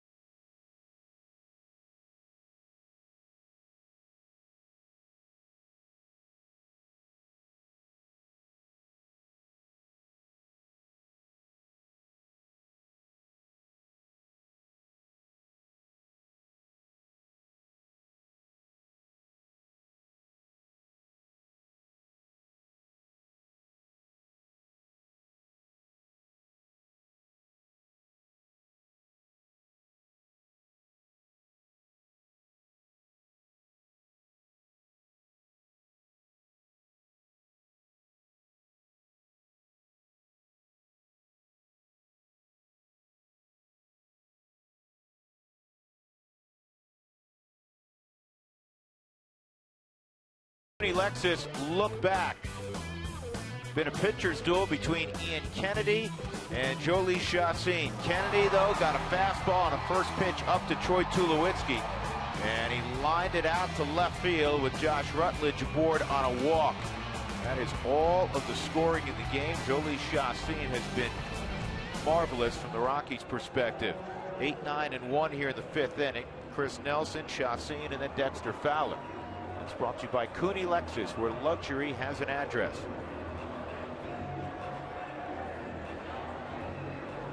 Rockies lost a tough one opening day in Milwaukee, and then reeled off 5 straight before losing another tough ball game in San Francisco. And now they're working on a 6-game winning streak.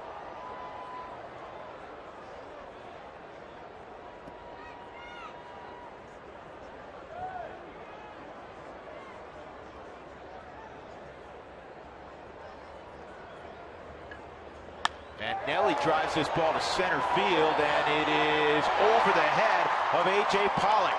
Kicks around on the wall. Chris Nelson should get 3 bags out of it. And he will. Lead off triple for Nelly. Yeah, it just keeps getting better and better with Nelson as he's starting to get some fastballs to hit and taking advantage of it. A.J. Pollock, I think, froze on this early, and it allowed the ball to get over his head. I don't think he anticipated the ball being hit this hard, but it had that kind of sound that it was crushed. The travel of this baseball, you see Pollock go back, one desperate leap to get to the ball, then Nelson recognized and picking up. Very good job fundamentally of running the bases. Didn't look at the baseball. He looked over for Stu Cole's help. Stu gave it to him to come on in. Infield in, Chassin, and he fouls it off. Chassin, told you many times, probably the best hitting pitcher on the Rockies staff. Big, strong guy, 6'3", about 240 pounds. That was the Rockies' league-leading 5th triple of the year. Home runs, triples, doubles. That's good when you're leading those, aren't you? Yeah, and 6.2 runs a game leading baseball.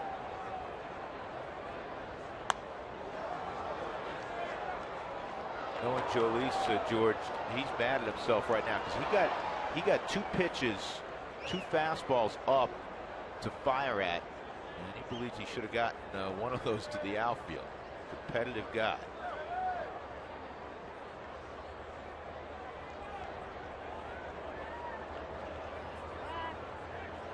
Nobody out. Chris Nelson, representing the Rockies' 3rd run, is less than 90 feet away.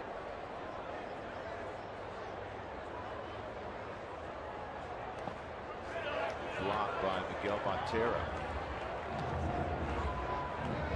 This year, the 3rd time through the lineup versus Kennedy has hit 350, but in his career, he's held them to 264.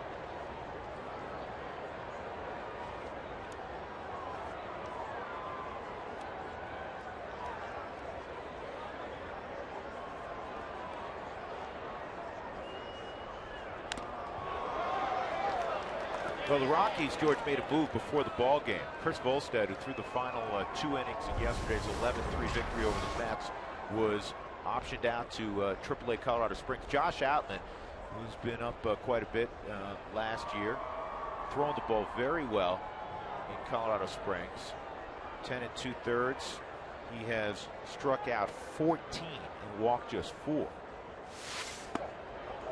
So Outman's now in the bullpen, which means the Rockies, for the first time this year, have 2 lefties. Big advantage now, too, for the Rockies, even though Outman may work in that role of 6th, 7th inning guy where, you know, Rex is still going to be that 8th inning left-hander for you to get the strikeouts late. It gives you 2 power left-handed arms. Outman had been a middle to long guy in AAA. This is fouled off and is going to drift out of play. Good at bat for Chassin. He's eating up bullets out of Kennedy's arm. Hey, another thing that Walt was mentioning about Outman, and you kind of touched on, George, because he's a power arm, he's not looked upon as just a situational go get one hitter. They can get length out of him. Well, inning, 4 outs, that kind of thing. He's been pitching, I think, 4 ball games, maybe 5, and a total of 10 innings. So it tells you it's more than just an inning at a time or facing a situational left-hander. 3-2 count on Chacin. Dexter is on deck. 2-0 Colorado on the Tulowitzki bomb.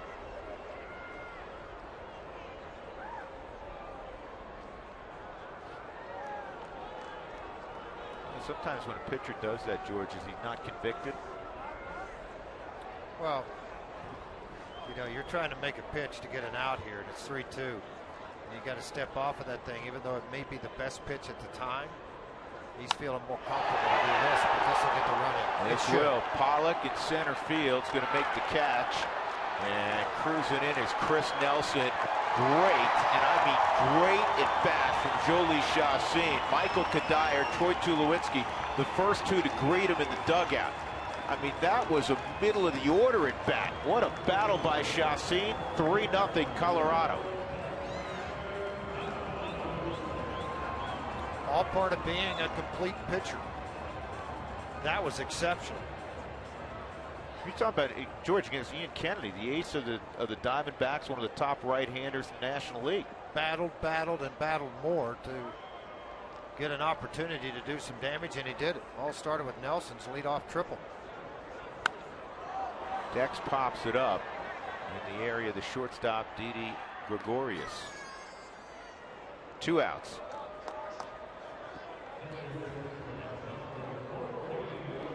Well, thanks for texting in your thoughts during Toyota Talk. Make sure to keep on texting in those thoughts on your favorite Rockies moments, as Toyota Talk will continue during the entire Toyota postgame show.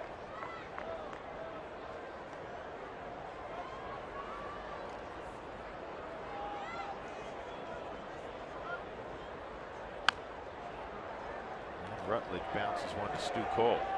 And if you're a manager of the Diamondbacks, or any team for that matter, with 2 outs here in the bottom of the 5th, you're starting to look at what goes on the 3rd time through against Kennedy, and where are they in their lineup? If he happens to get Rutledge, you're right in the heart of all the damage. With Gonzalez, Tulowitzki, Kadire, Helton, Rosario. So you've got to kind of start to plan that. And remember, their bullpen yesterday, 14-inning ball game. 12-inning ball game, excuse me.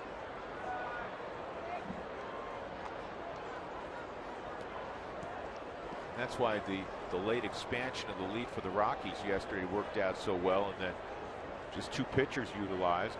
Volstead got the last 2 innings. After 7 strong innings, we didn't mention how well John Garland pitched. Outstanding. I said there were 58 pitches through 5 innings. Pounded the zone with hard sinkers, good sliders. And the Mets were an aggressive team yesterday. They swung at a lot of first pitch sliders. He was able to get ground ball outs. I mean, it was just a fun thing to watch, to see him work that lineup. What a great addition John Garland's been. 134th win, 7 innings, 6 hits yesterday. First Rockies pitcher to go 7 innings in a game this year. Just missed, and it's 3-2 on Rutledge.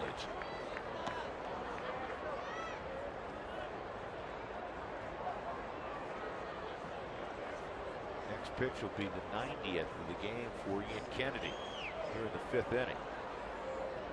He got the first 10 hitters of the game. And this ball driven the gap in left center field, and Parra got over there and cut it off. He was shaded in that direction and had a little hook towards where he was moving as well. Rockies get another run.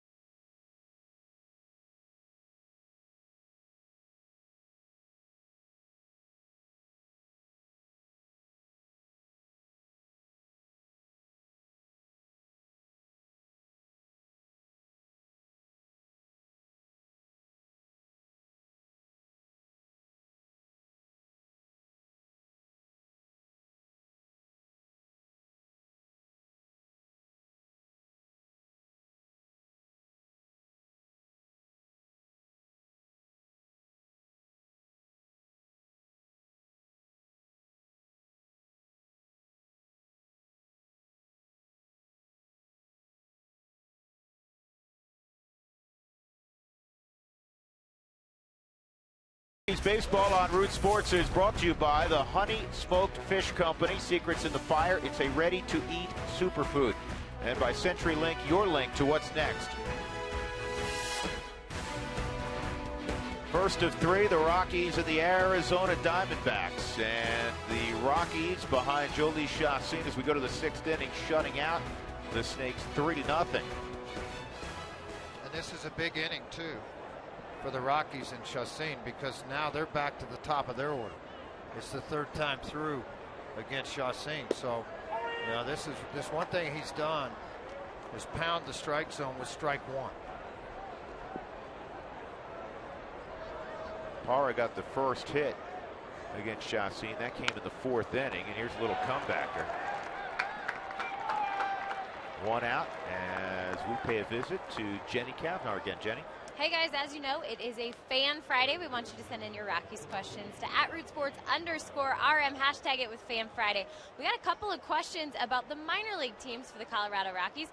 So we're going to go ahead and get one from @Intrinsic_Value. They want to know how Pomeranz and Friedrich are doing down in Colorado Springs. So here's your answer. Christian Friedrich, he lost the first of 4 games as Colorado Springs is taking on Reno at Reno. He has a 3.60 ERA right now in 10 innings pitched, and batters are just batting 194 against him. As for Drew Pomeranz, he's pitched 16 and a third innings in 3 different starts. He's 2-0 with a 3.30 run ERA, and he has 21 strikeouts so far. So, George, that's what's going on in their lines, but what are you hearing down on the farm? Well, a lot of good things going on. Kyle Parker at his 4th home run. The prospect from Clemson, the quarterback, has done a good job with that. Pomeranz last night struck out 9 in 5 2/3 innings with only 1 walk in it. I mean, a very nice job by Pomeranz. And Christian Friedrich still in the process after that back injury in spring training of getting stretched out. And it's going to take a little while to get his pitch count up to the 75 to 85 range that they would like to see that. Tyler Chatwood is throwing the ball well. On the offensive side of things, Nolan Arenado has just gone completely off. 4 home runs, 8 doubles, 19 RBIs. He's hitting .430. Well, actually, he went 0 for 4 last night. This is how well he's hitting. Dropped down a little. He dropped down to .417. That's pretty good when you go 0 for 4 and you're still hitting .417. Yeah, that's pretty good. Corey Dickerson, who tripled last night for the 3rd time this year, is hitting .408. Well, DJ LeMahieu has swung the bat well. Tyler Colvin has swung the bat well. This is one of the first times, and I had this conversation with a couple of National League scouts at dinner tonight, that you don't have a bunch of 30-somethings on your AAA ball club. You've got a bunch of young players with limited big league time that can come up and fill admirably with if something goes wrong at the big league level in the outfield position, infield positions, the pitching staffs, all good things. Helton flips to Chassin. Prado retired. 2 outs. Goldschmidt will come up. Wells Fargo customers get your 2-for-1 Rockies club level tickets by going to wellsfargo.com/Rockies. Wells Fargo Bank, member FDIC. Rockies up 3-0. We're at the top of the 6th inning with George Frazier and Jenny Kavnar. I'm Drew Goodman. Troy Tulowitzki spending a moment at the mound, and he's consistent with his superstition, George. Every time he visits at the mound, he always runs back across second base and then makes the left turn to his spot in the infield. Breaking ball for a strike on Goldschmidt. A strikeout, and he hit the ball right at Tulowitzki last time up. That led to a 6-4-3 double play. And fastball at 92 is in. If you're wondering, Chad Bettis in Tulsa has been kind of up and down, throwing still. You got to remember, he's been off a year. It was 92-97 the other day against San Antonio, the AA team for the San Diego Padres. Richie Dower, former third base coach of the Rockies, managing that team now. Rafael Ortega just joined the Tulsa Drillers out of extended, where he had battled a staph infection through spring training. Adames, the young shortstop, was playing on the Driller Ball Club. There's the 1-2 on Goldschmidt. Strike 3, locked him up with a breaking ball. Chassin, 1-2-3 through the top of the Diamondbacks order in the 6th inning. And the Rockies lead it 3-0.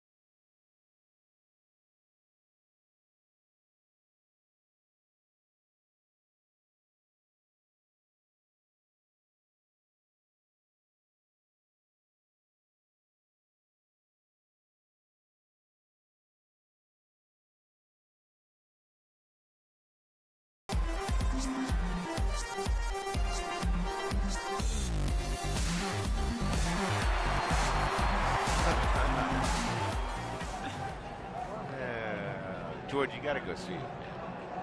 You know, I think I'm trying to remember, because in New York at one point, just trying to remember, I think Georgia and I went to see it. I know we saw Wicked, we saw all these others, and I thought for sure, I know she's seen it. I thought maybe I went with it. Pretty entertaining. They're at the Buell Theater the next couple of nights. Cargo in the 6th inning to lead it off 3, 4, and 5 for the Rockies. Cargo is 0 for 2 punch-outs against Ian Kennedy. It's a .330 career average against the team that originally signed him, but he is just 1 for his last 18 against Diamondback pitching. We have to answer our AT&T trivia question. We have failed to do so far. Cargo, 4 straight multi-hit, multi-run games. There are only 2 other Rockies to accomplish that feat. Burks and Walker. Cargo's going to go 0 for 3 here against Kennedy in foul ground. Prado makes the catch, 1 out. And that'll bring up Tulowitzki.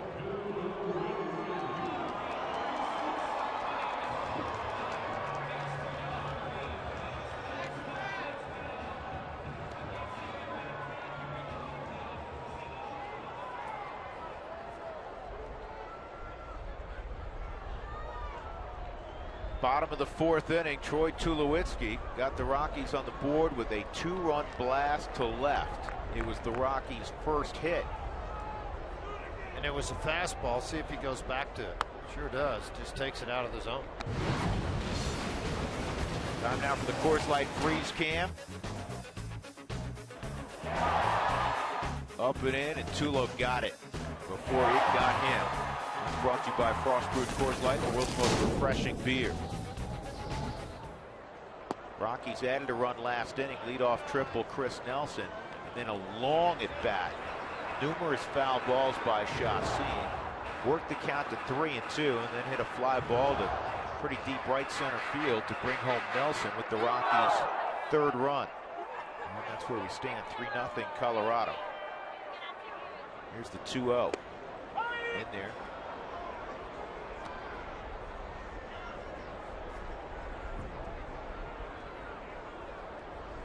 Roy Halladay won again. George, I guess the... So he's not done? No, I guess he's not done yet.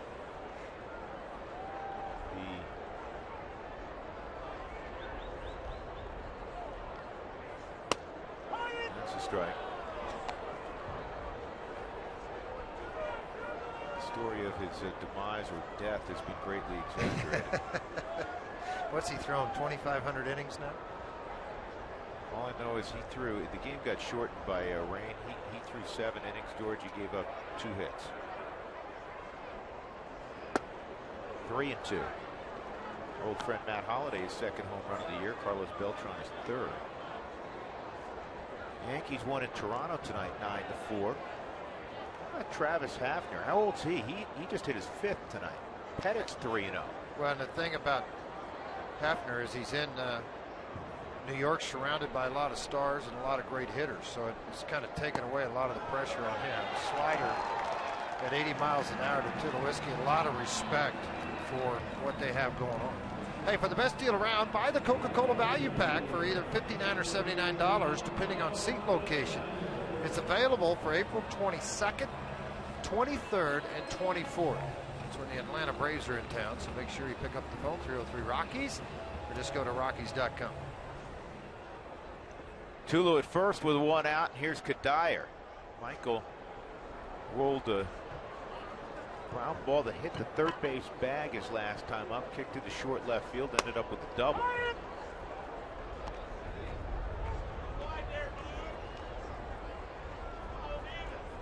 A minute ago, I commented how it was a good walk to Chris, to get to Rosario and get past Helton. At this part of the lineup, I'm not sure it's a good walk to anybody. No, not down 3 runs. Well, with Kadire and Helton, and then Rosario again. I mean, you got 3 guys in a row that can make this a 5-0 game in a heartbeat.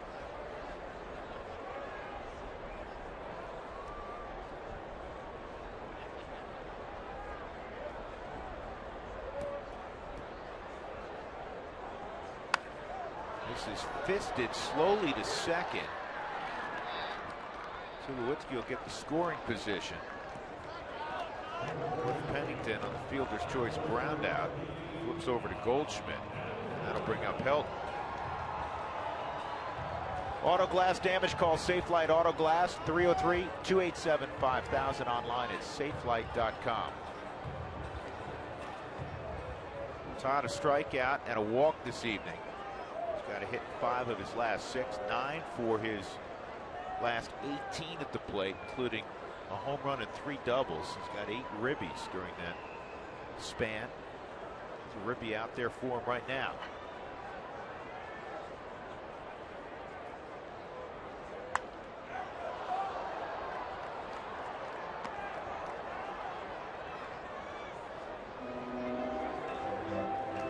Rockies entered play today, leading the National League by 28 points in hitting. They're hitting .297. The next best average, the recently departed Mets at .269.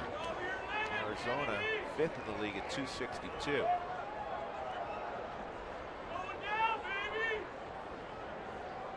This is pitch number 103.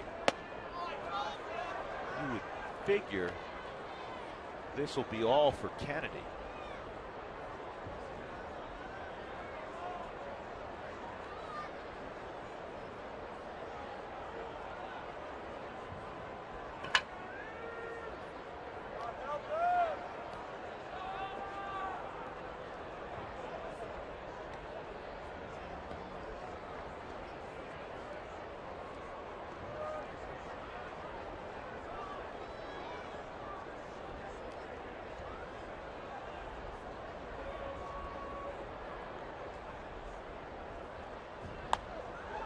Another foul ball, 1-2. Despite a few errors in the last couple of days with the cold weather in Denver, the Rockies still have committed just 8 errors. They're 5th in the National League defensively. Arizona leading the National League. They've made only 3 miscues.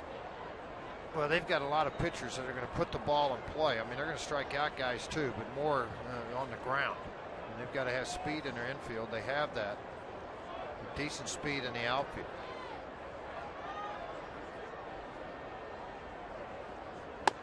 Two and two. Tried to get a little extra there. He hadn't thrown a fastball above 90 for 2 innings. That one was at 91 and away from Todd with run. Tried to get him to bite into it for Kirk Gibson. Didn't do it.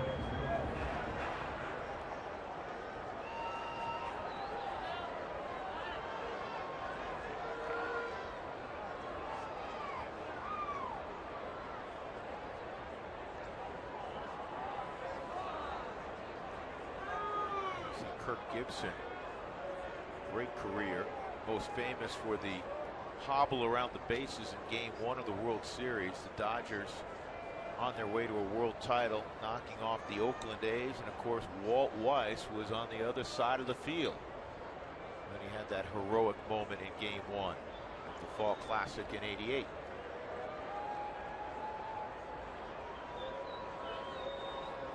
It appears Ziegler, the right-hander, is warming up. He's the ground ball artist. This is in the air to left center field. Pollock will make the catch. Tulowitzki left aboard. We move to the 7th inning. Rockies 3, Diamondbacks nothing.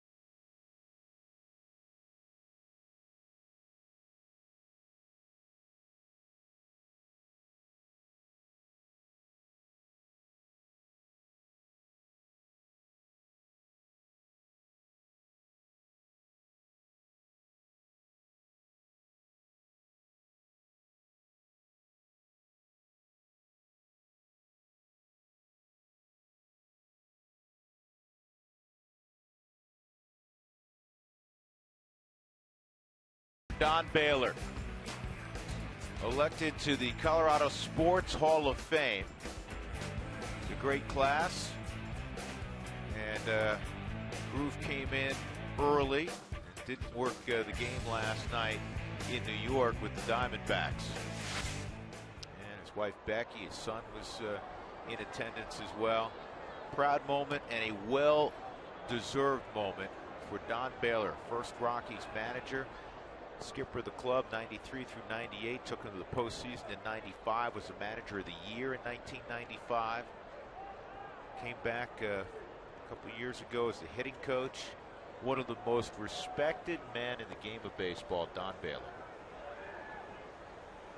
And I know, George, you hold him in the highest of esteem. Yes, I do. As a teammate twice.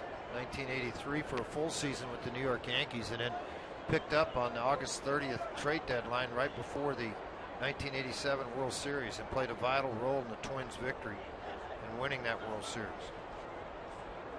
Here's the 1-0 to Miguel Montero. It's 2-0.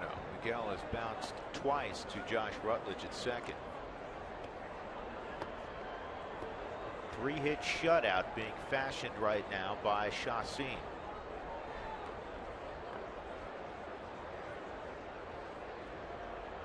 Rockies have Rex Brothers up.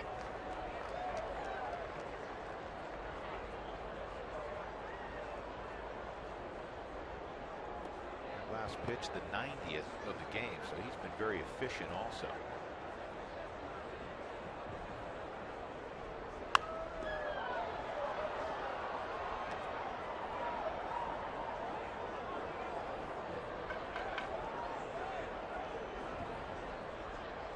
Yeah, some similarities. Walt played for Don Baylor.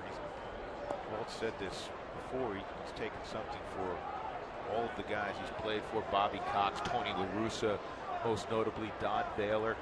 And Walt's a guy that has presence. And Don Baylor's a guy that has presence. Doesn't need to say a whole lot to command respect. There's a great similarity there between these two men. Well, when you have a great leader, I mean, you have men under you and around you that make you that leader because they respect you so much. You know, they know they can come with any idea they want, but the buck stops with those two guys. And it stopped with Don Baylor. No nonsense people. Play the game right, play the game hard. And you know what? A lot of times you're going to win some games. And I think this ball club has got the swagger back, both offensively, defensively, and in their pitching staff. They believe in what they're doing. You know, I had lunch with Jeff Francis today. And Jeff talked about, you know, when you're 11-4, you want to go to a park at 8 o'clock the next morning. you know, it's going to be on Rockies Weekly, the interview with Jeff, and we had lunch over at Sam's number 3 today. And you know, you sit and talk to him, and he says so much different when you're losing 98 games. It's kind of a personal issue to get to the park because, you know, he was fighting for contracts and to come back and all that. But he said when you've won, you're winning the way this team's winning. You know, I had a bad game the other day, even though we won the game 9-8. It made it much easier to come to the park the next day. 3-2 on Montero. I mean, everybody has a bounce in their step when things are going well, especially when they're going well right out of the gate. Nobody out. Montero leading off the 7th. And a rollover ground ball to help. Todd's got it. And Chacin has retired Miguel Montero again. That'll bring up Cody Ross. Don Baylor on being inducted into the Colorado Sports Hall of Fame. No manager or coach can be a part of the Hall of Fame unless you're a player. If you don't have good players, and I had good players that played hard for me here. Fans pushed us through a lot of things. We always told our fans stay to the last out because you don't know what might happen. And you know, Blake Street Bomber guys, I don't think you're going to have too many other teams that have that kind of reaction. People wanted to come to the ballpark every single day. So, you know, it's a tribute to the players and things that I had. Spoken with the humility that we've come to know from Don Baylor. Well, you know, they were an expansion team. A lot of guys had played a little bit in the big leagues, but he was asked to be the guy. You know, you're the former All-Star, Rookie of the Year, MVP, to lead us. Yeah, that's a great point, George. He was asked to be the face of the organization, even though he wasn't in. When I say not in uniform, he's in uniform, but you know what I mean, not playing. Right, exactly. And he was asked to be the guy. You know, we went out and got who we think is going to be the best manager for this franchise, who's been a great player. And I think being a designated hitter, playing under Earl Weaver, Billy Martin, and all those different guys made him the manager he was. You got to manage before he actually was managed. Absolutely. 1-2 on Ross, and that's bounced foul. Anytime you see hitters take almost like a circle swing at it. Yeah, he did, didn't he? Right there in that lower left side. Oh, man. You know, if it's down the lower back, remember he had those back spasms? And he might try to overamp a little bit on this one, and he got it. It's a little bit up in that muscle on the backside. Yeah, that's it. Doogie's like I am. I'm not waiting on the rest of you. We're going to the house. Yeah, Rex has been throwing, so he should be ready to come right into the ball game. And honestly, George, you hope that that's what it is. He has battles with back spasms and not that old intercostal strain. No, don't say that. Yeah, oblique. That's an ugly word. Yeah, because now that's a different animal.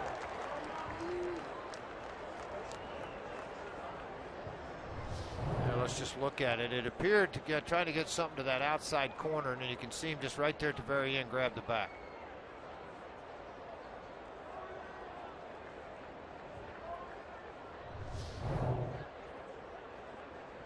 Brothers has been throwing, and he'll have as much time as necessary. Yeah, typically they don't let you warm up in the bullpen. They make you come out and throw in the middle of the field.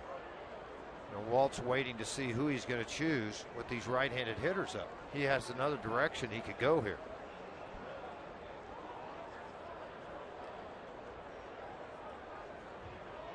And that may be what he does, too. I mean, he may go to a right-hander because of Ross being right-handed in a 1-2 count. Lopez has popped up, taking his jacket off. Well, maybe Wilton may be the guy to come in, and will be.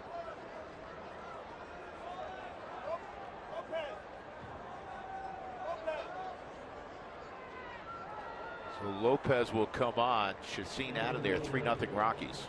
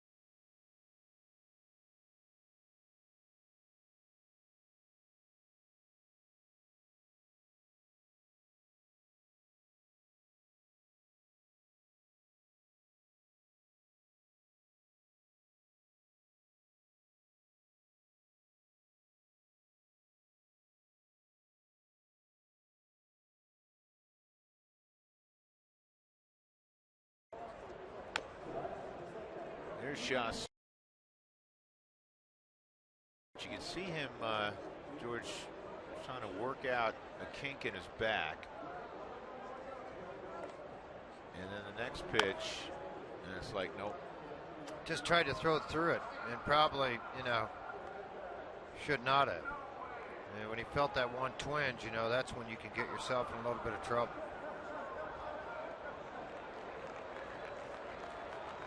Chacin departs right at 100 pitches. It's notable because it's been 118 starts. Jeremy Guthrie now with the Royals, the last Rockies pitcher to go over 100 pitches. Of course, the Rockies the whole second half of last year, as all of you know, were basically working on a 75 or 80 pitch limit. Tonight's pitching change is brought to you by Ram Trucks, Guts, Glory, Ram. And now you just hope that it's a minor situation where it's a back spasm and he'll be ready to go in his next start, because he has been the leader of this rotation. And tonight, George, he leaves after 6 1/3. 3 hits, a walk, 5 strikeouts. He doesn't give up a run.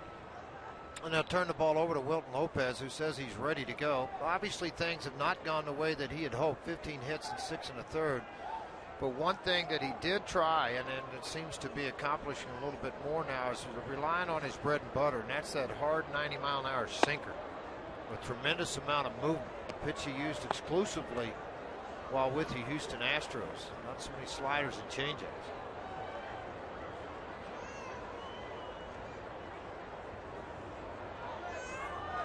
Two. It's top foul by Ross.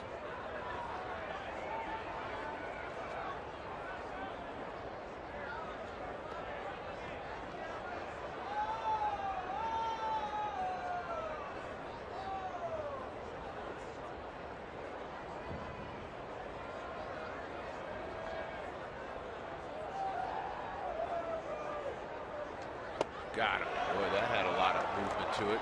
Dropped off the table, that sinker. Well, if you're out hitting the road, subscribe to MLB.tv to see every Rockies out-of-market game online and on your favorite devices in HD quality when you're not at home. Rockies.com for a little bit more information about that.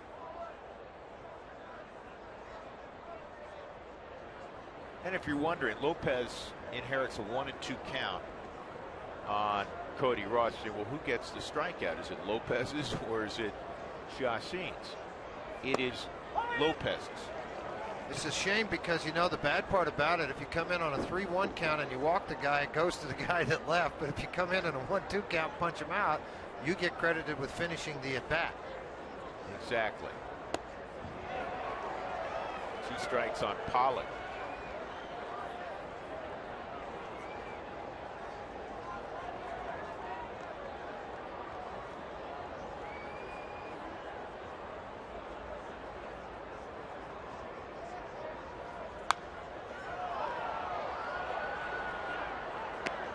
AJ was up and down last year on the Diamondbacks. This is his rookie season. Family enjoying the ball game.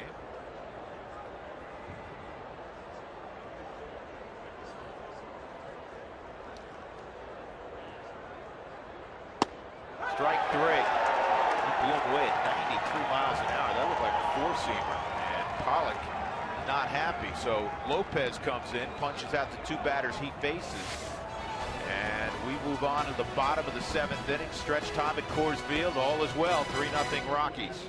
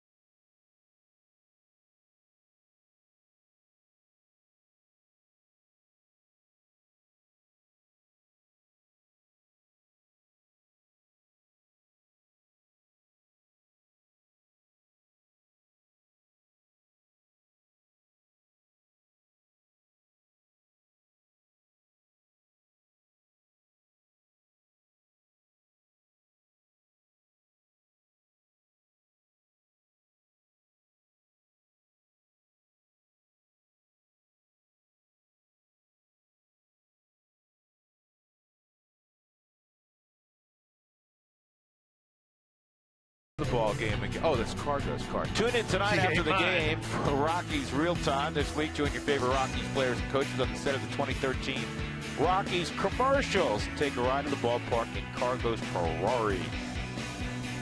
It's Rockies Real Time tonight after the game right here on Root Sports.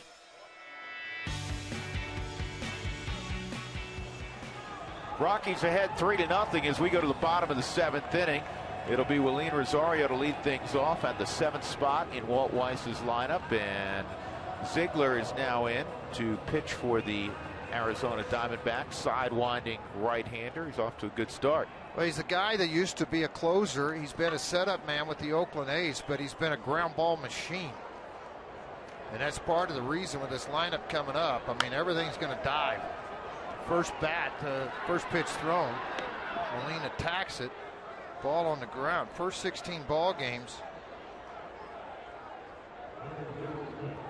11th appearance out of 16 games. I'm sorry, I'm having a tough time reading the professor's language over here. That leads all of the big leagues. Well, I didn't call you old hippie or long hair or nothing. I said professor. I was being nice.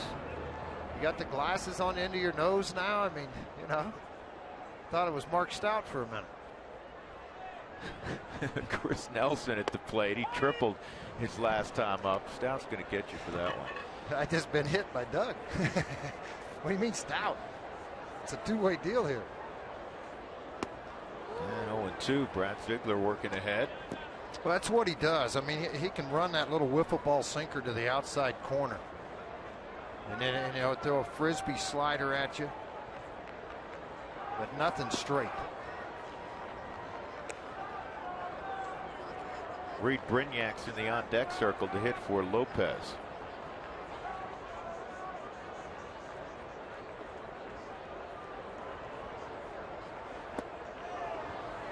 There it is again. Hey, by the way, you know, one of the favorite times at the ballpark, Drew loves this one, Hebrew National Hot Dog Night, Dollar Dog Night. First 10,000 fans coming in on this Tuesday. While the Braves are in town, you're going to receive a coupon good for a Hebrew National Dollar Hot Dog. Get your tickets now for that game against the Atlanta Braves, 303 Rockies, or go to Rockies.com.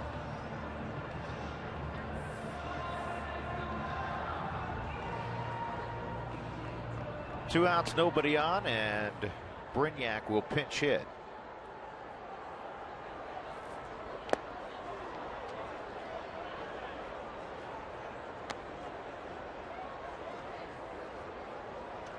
Two-run home run by Tulowitzki in the fourth. Triple by Chris Nelson, brought home by Jolie Chassin's sac fly. And that's how the Rockies have produced their 3 runs. 3 runs on 3 hits for Colorado, no runs, just 3 hits for Arizona. Chassin goes 6 1/3. As soon as we get an official report from the Rockies clubhouse, we obviously will pass it along to you. Ian Kennedy, 6 innings, 3 runs, 3 hits, 3 walks, 6 strikeouts. He threw 106 pitches.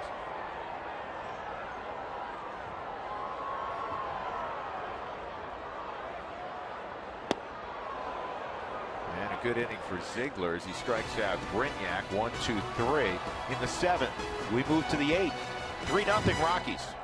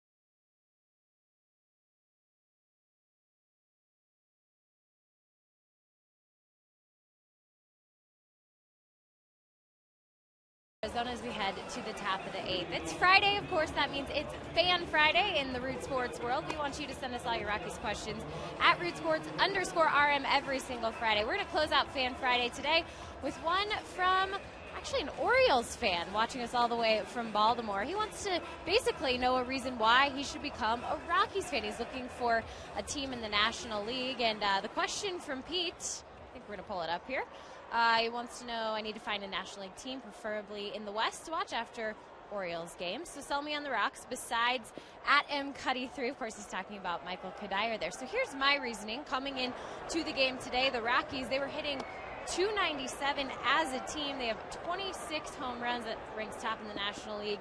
And they're 4 runs shy of 100 runs so far on the season, this very early season. So Drew and George, sell our friend Peter. Why should he become a Rockies fan? Because they're good. Obviously, but a little more. we need to really sell it. They hit, they pitch, they catch, and we give you beautiful views on a nightly basis. Good place to hang out in the summer, and you're going to watch a pretty good baseball team. They're off to a great start. They have 2 superstars, a superstar in his twilight, Todd Helton, and a couple of guys that may reach superstar status, Rosario and Dexter Fowler. I'm going to throw out another Josh Rutledge in time. I mean, this team's good. Got a lot of players, and of course, it all anchored around Todd Helton and a great, tremendous career that he's had. 1-2 on Gregorius. Outside 2-2.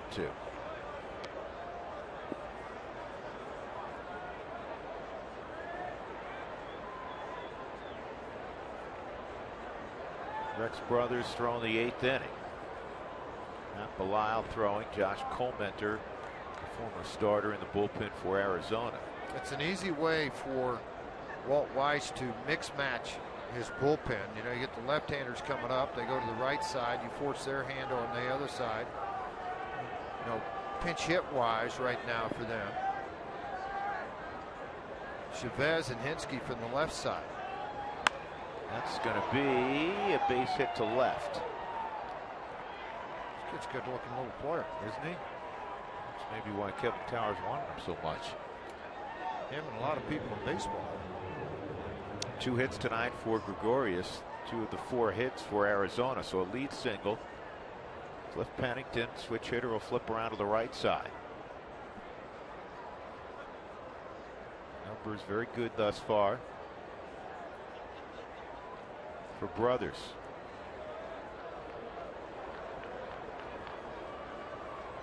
Rockies looking for a double play, and that's high. Ball 1.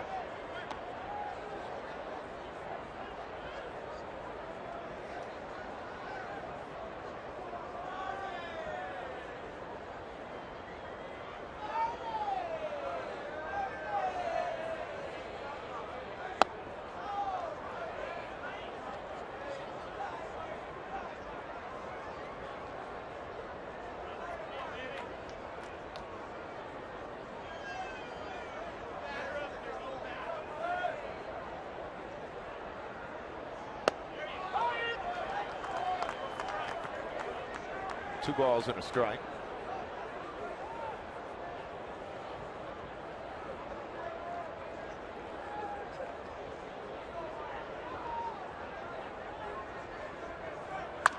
And this is tailor-made. There's 1 and there is 2. 4-6-3, 2 outs in the 8th inning. Auto glass issues, call Safelite Auto Glass. The phone number is 303-287-5000 or go to safelite.com.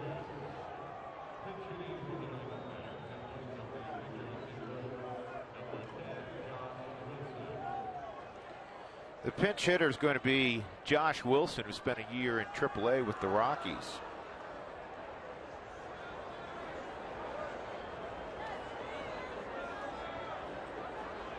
Veteran utility infielders kicked around.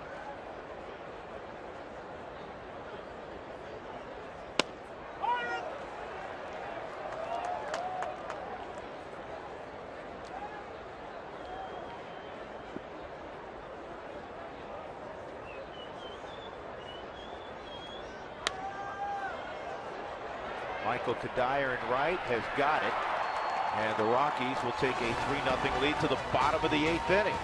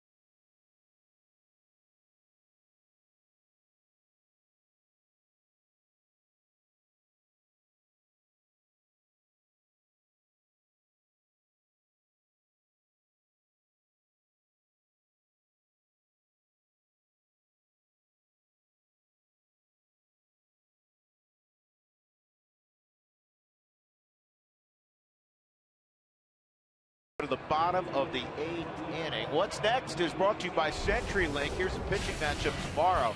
Trevor Cahill will make his 4th start against Jorge De La Rosa, who's been throwing the ball exceptionally well. And Jorge will make his 4th start for the Rockies. That's a pitching matchup tomorrow night.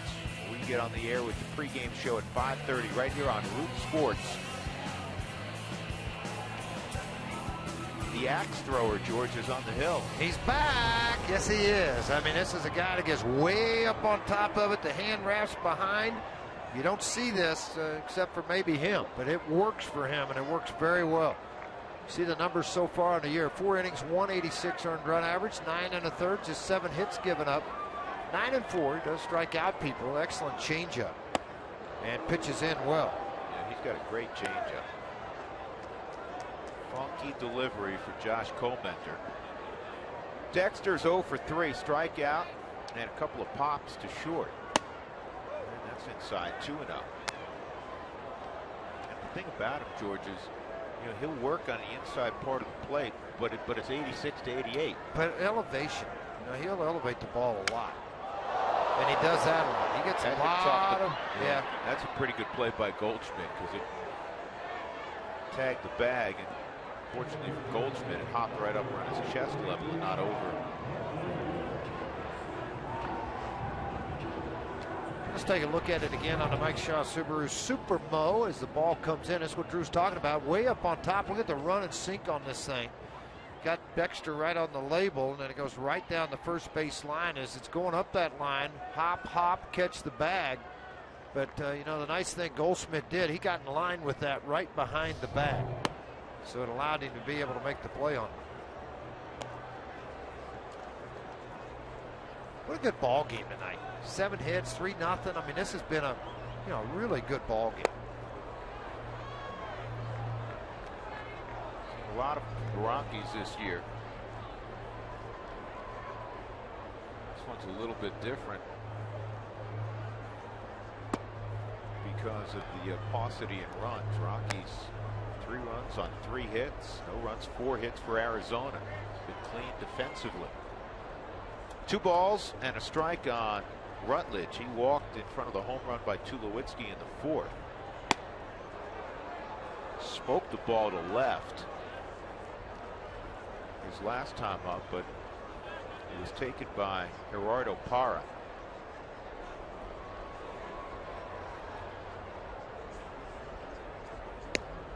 They play Rutledge, and Arizona does this with their outfield. I mean, they'll have dramatic shifts on. George, look how far Parra is from the left field line. He'd have to take a cab and then jump on a bus to get to the third base line. And that's why he took that double away his last time up. And then, of course, in center field, A.J. Pollitt can almost shake hands with guys in the Rockies bullpen. And the thing is, as a hitter, you look up to see where that guy's playing because that's the way they're going to pitch him. If he's shaded in right center, then they're going to try to work the ball away from you. And if if it comes inside, then it's a mistake made by the pitcher. And he strikes out Rutledge. He'll bring up Cargo with 2 outs. Who Wants Tacos? Fans, if you'd like to receive text message alerts when the Rockies do score 7 in a game, here's what you do. Text the keyword taco to 720-720. And when the Rockies score 7 or more, Taco Bell and Root Sports will donate $250 to the Colorado I Have a Dream Foundation. So everybody wins. Cargo tonight, a couple of punch outs and a foul out to third against Ian Kennedy.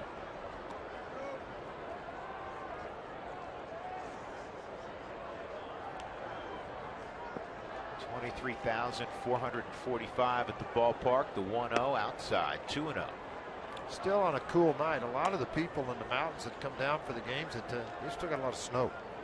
A ton of snow. Yeah, I was talking to a buddy of mine, George, from Aspen, and he said they got a couple of feet of snow earlier in the week. That's in there, 2-1. This morning I felt like I was out with Jeff doing that for Rockies Weekly, lunch with Jeff, and Man, it was cold. The wind was howling downtown, and I thought it's going to be another chilly night at the Yard, and it actually warmed up at game time to 51 degrees. It's dropped now to 43, but compared to 28, it's like a heat wave. See all the different areas that Coldminter's trying to attack Carlos Gonzalez on your Ford strike zone. 3-1. And there's that good changeup of his.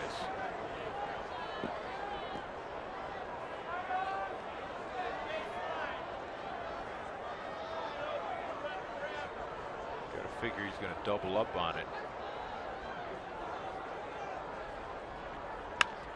Ground ball. Taken by the second baseman, Pennington. He throws out Cargo. 1-2-3 inning for Coldminter. We'll go to the ninth. Rockies looking for 3 more outs.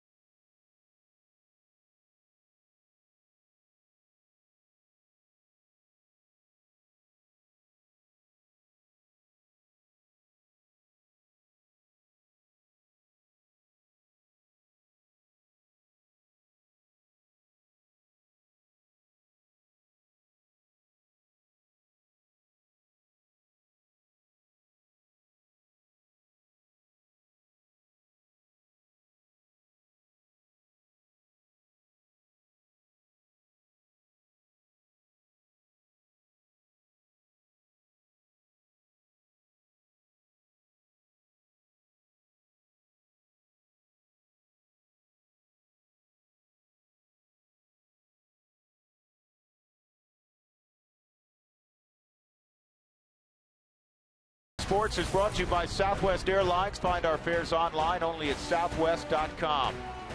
And by Ram Trucks. Guts, glory, Ram. Chilly night in downtown Denver, but the Rockies have a 3-0 lead as we go to the top of the ninth inning. Coming up immediately following the ball game, we'll have the Toyota postgame show. That means Joel Klatt bundled up out in the outfield. Joel, what's happening? Not a whole lot. Just looking for another Rockies win. Looking to stay perfect here with Betancourt on the hill. We'll talk about in the Toyota postgame show, Mr. Clean, Troy Tulowitzki, that big home run back earlier in this ball game, putting the Rocks up the first 2 runs. Plus, we'll get you to the clubhouse for a Jhoulys Chacin update. Of course, grabbing the lower back, so we'll see how he's doing in the postgame show. Plus, we'll chat with manager Walt Weiss. That's all coming up. Lots to get into. Hopefully, Betancourt can nail it down.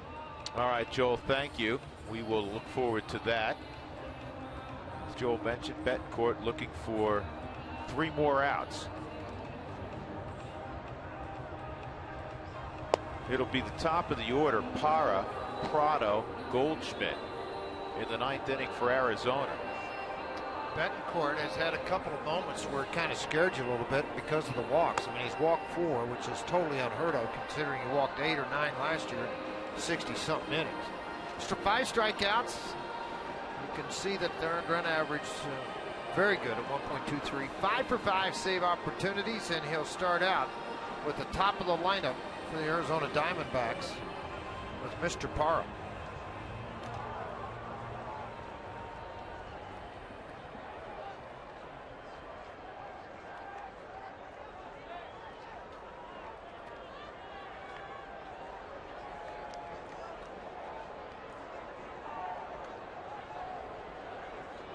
Parra tonight 1 for 3, a single back in the 4th inning.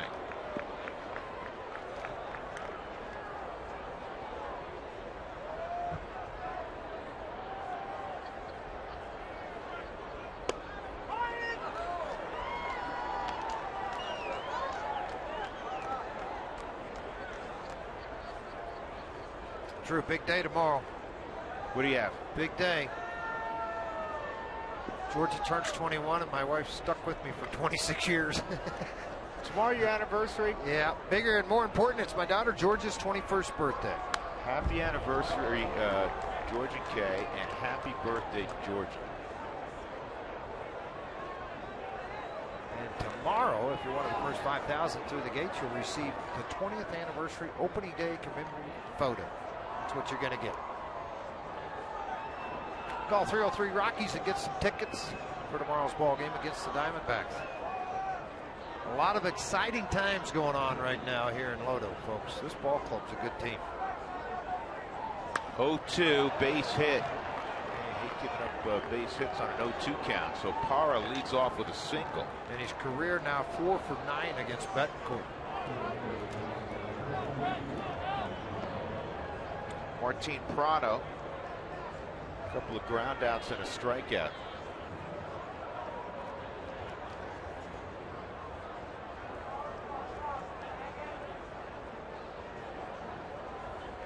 We're told it's left oblique stiffness. Jolie Chassin, left oblique stiffness. And he'll be reevaluated tomorrow. Boy, I hate hearing that word though, George. Yeah, oblique, it just makes you a little nervous, you know.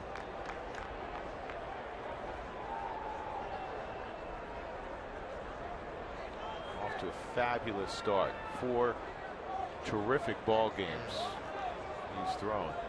Came in with a 1.96 ERA. He doesn't give up a run in 6 1/3, just 3 hits. So that's going down. Ball, 1 strike on Prado. Prado in his career versus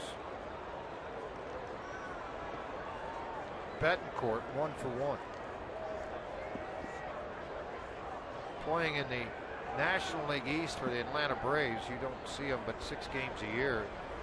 Depending on the score of the ball games, a lot of time Rafael did not see their lineup. Center field, Dexter on the move, will make the catch. Every time I look out and see Dexter glide for a ball like that, I just instantly go to Gary Maddox of the Philadelphia Phillies. I mean, it's such a clone of him. Tall, lean, long strides, and the ball looks like it's going to drop, and he's standing there and make it look so easy with that first step move to the baseball. You know the great line that Ralph Kiner, the Hall of Famer and longtime Mets broadcaster, had about Gary Maddox. So 2/3 of the earth is covered by water, the other third covered by Gary Maddox. He's right. Paul Goldschmidt with 1 out, 2 strikeouts and a 6-4-3 double play for the young and talented first baseman for Arizona.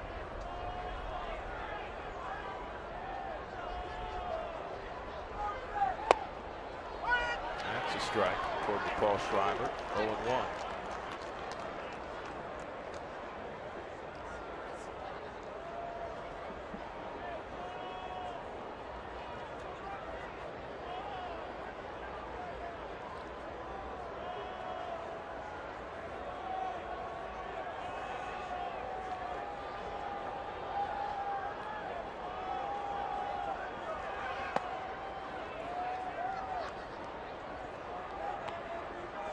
Tell you a big thing I noticed in this ball game, and you had guys with a lot of movement, the sinkers, the sliders, the hard breaking balls. I haven't seen Moline making any turns to the backstop. He really called a good game tonight. He's handled the pitching staff and the situation well. He slowed that engine down a little bit, made the correct calls, thought his way through every at bat against the hitters. Vastly improved.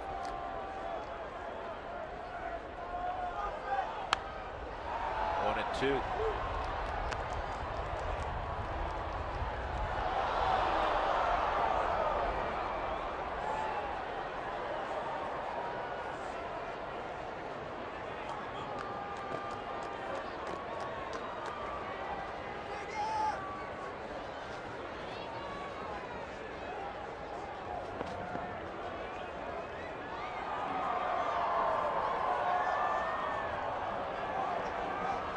Arizona entered the game with a 9-6 record.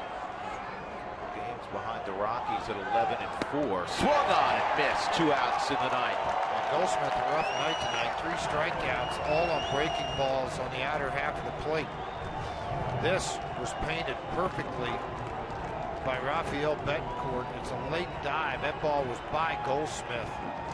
As he went to swing, watch, it's such a hesitant swing. The ball just went by him in a hurry. So now watch, the ball's already in Moline's glove when the bat crosses the home plate area. Tardy to the party. And you know what? After reaching in his first 15 games, Paul Goldschmidt 0 for 4 tonight.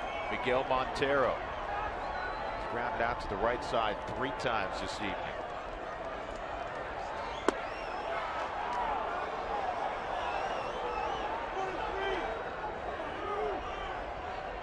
Parra moves up.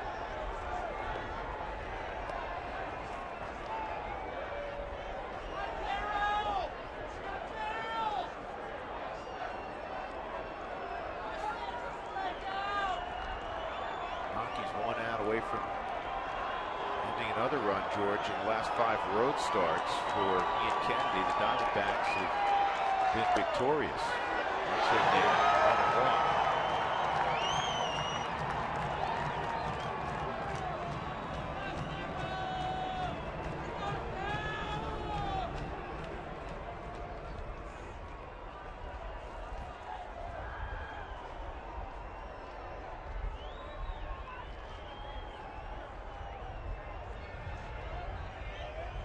Two outs.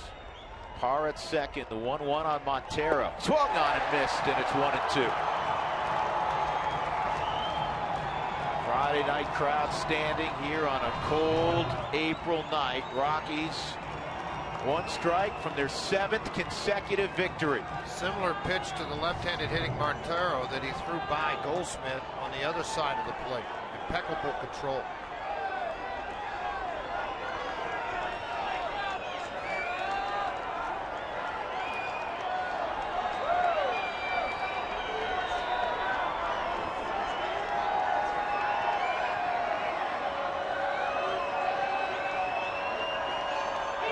The 1-2.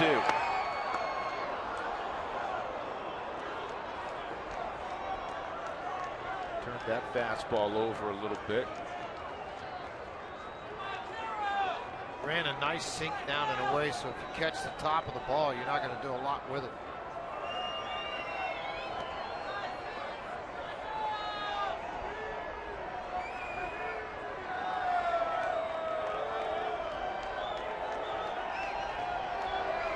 Two balls, 2 strikes with 2 outs. On the ground to third. Nelson's got it. Across the diamond. Helton scooped it, and he could not secure it. And there goes the Rockies shutout on the error by Chris Nelson.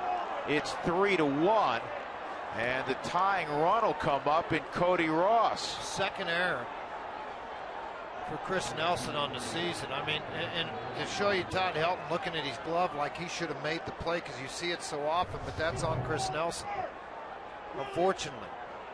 And this ball gets to him. He's got plenty of time to gather himself, just not much on the throw. He threw a sinker to Helton.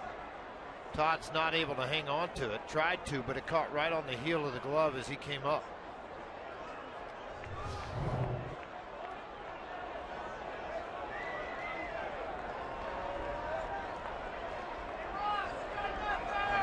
Playing right behind Montero. With Ross at the plate. It's high, ball 1. Ross has plenty of power. 22 home runs last year with the Red Sox.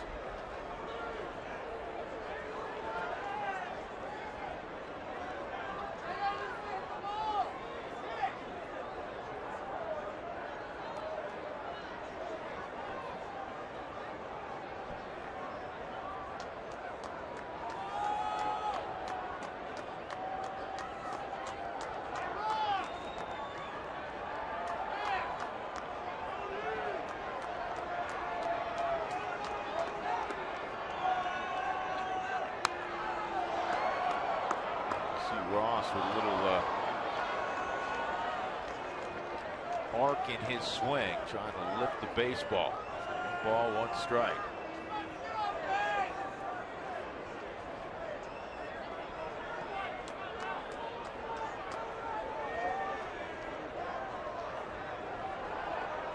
That would have been, had the play been made, the 33rd combined shutout at Coors Field in Rockies history. He went around. 1-2 as they check it out. with Chad Fairchild. And he knew it because Ross, I mean, a lot of times when guys don't think they did, they'll stare down at first base, jerk their head, and look at the home plate umpire, but he knew it. Yeah, not much question.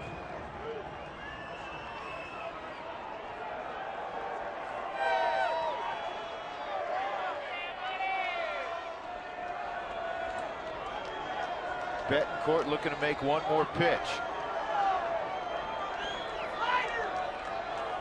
Here's the 1-2. High pop up left side. Tulowitzki waving his arms. And the Rockies have won 7 straight. Longest win streak since April of 2011. Betancourt with his 6th save. Chacin is now 3-0. Kennedy drops to 1-2. And it's just the 4th time in Coors Field history that the Rockies have won a ball game with 3 hits or less. The last time they beat the Dodgers in August of 2011 with 3 hits or less. So the Rockies do it with pitching tonight and timely hitting. Tulowitzki a 2-run home run. They got an insurance run a little bit later on. And the Rockies win it 3-1 over Arizona in this first game of a 3-game set. Tonight's Jimmy John's Freaky Fast Delivery of the game is brought to you by Jimmy John's. And it's the work of Jolys Chacin. He was dominant. Chacin tonight went 6 1/3. No runs on 3 hits. He walked just 1 batter. And he struck out 5. He also drove in a run with this sac fly. As Chris Nelson would score. And now you keep your fingers crossed that the oblique tightness that he's feeling is just that, and he is okay. Visit jimmyjohns.com to find a location near you. You'll get an update during the Toyota postgame show. That will be next. Rockies win it 7 straight, 3-1 final.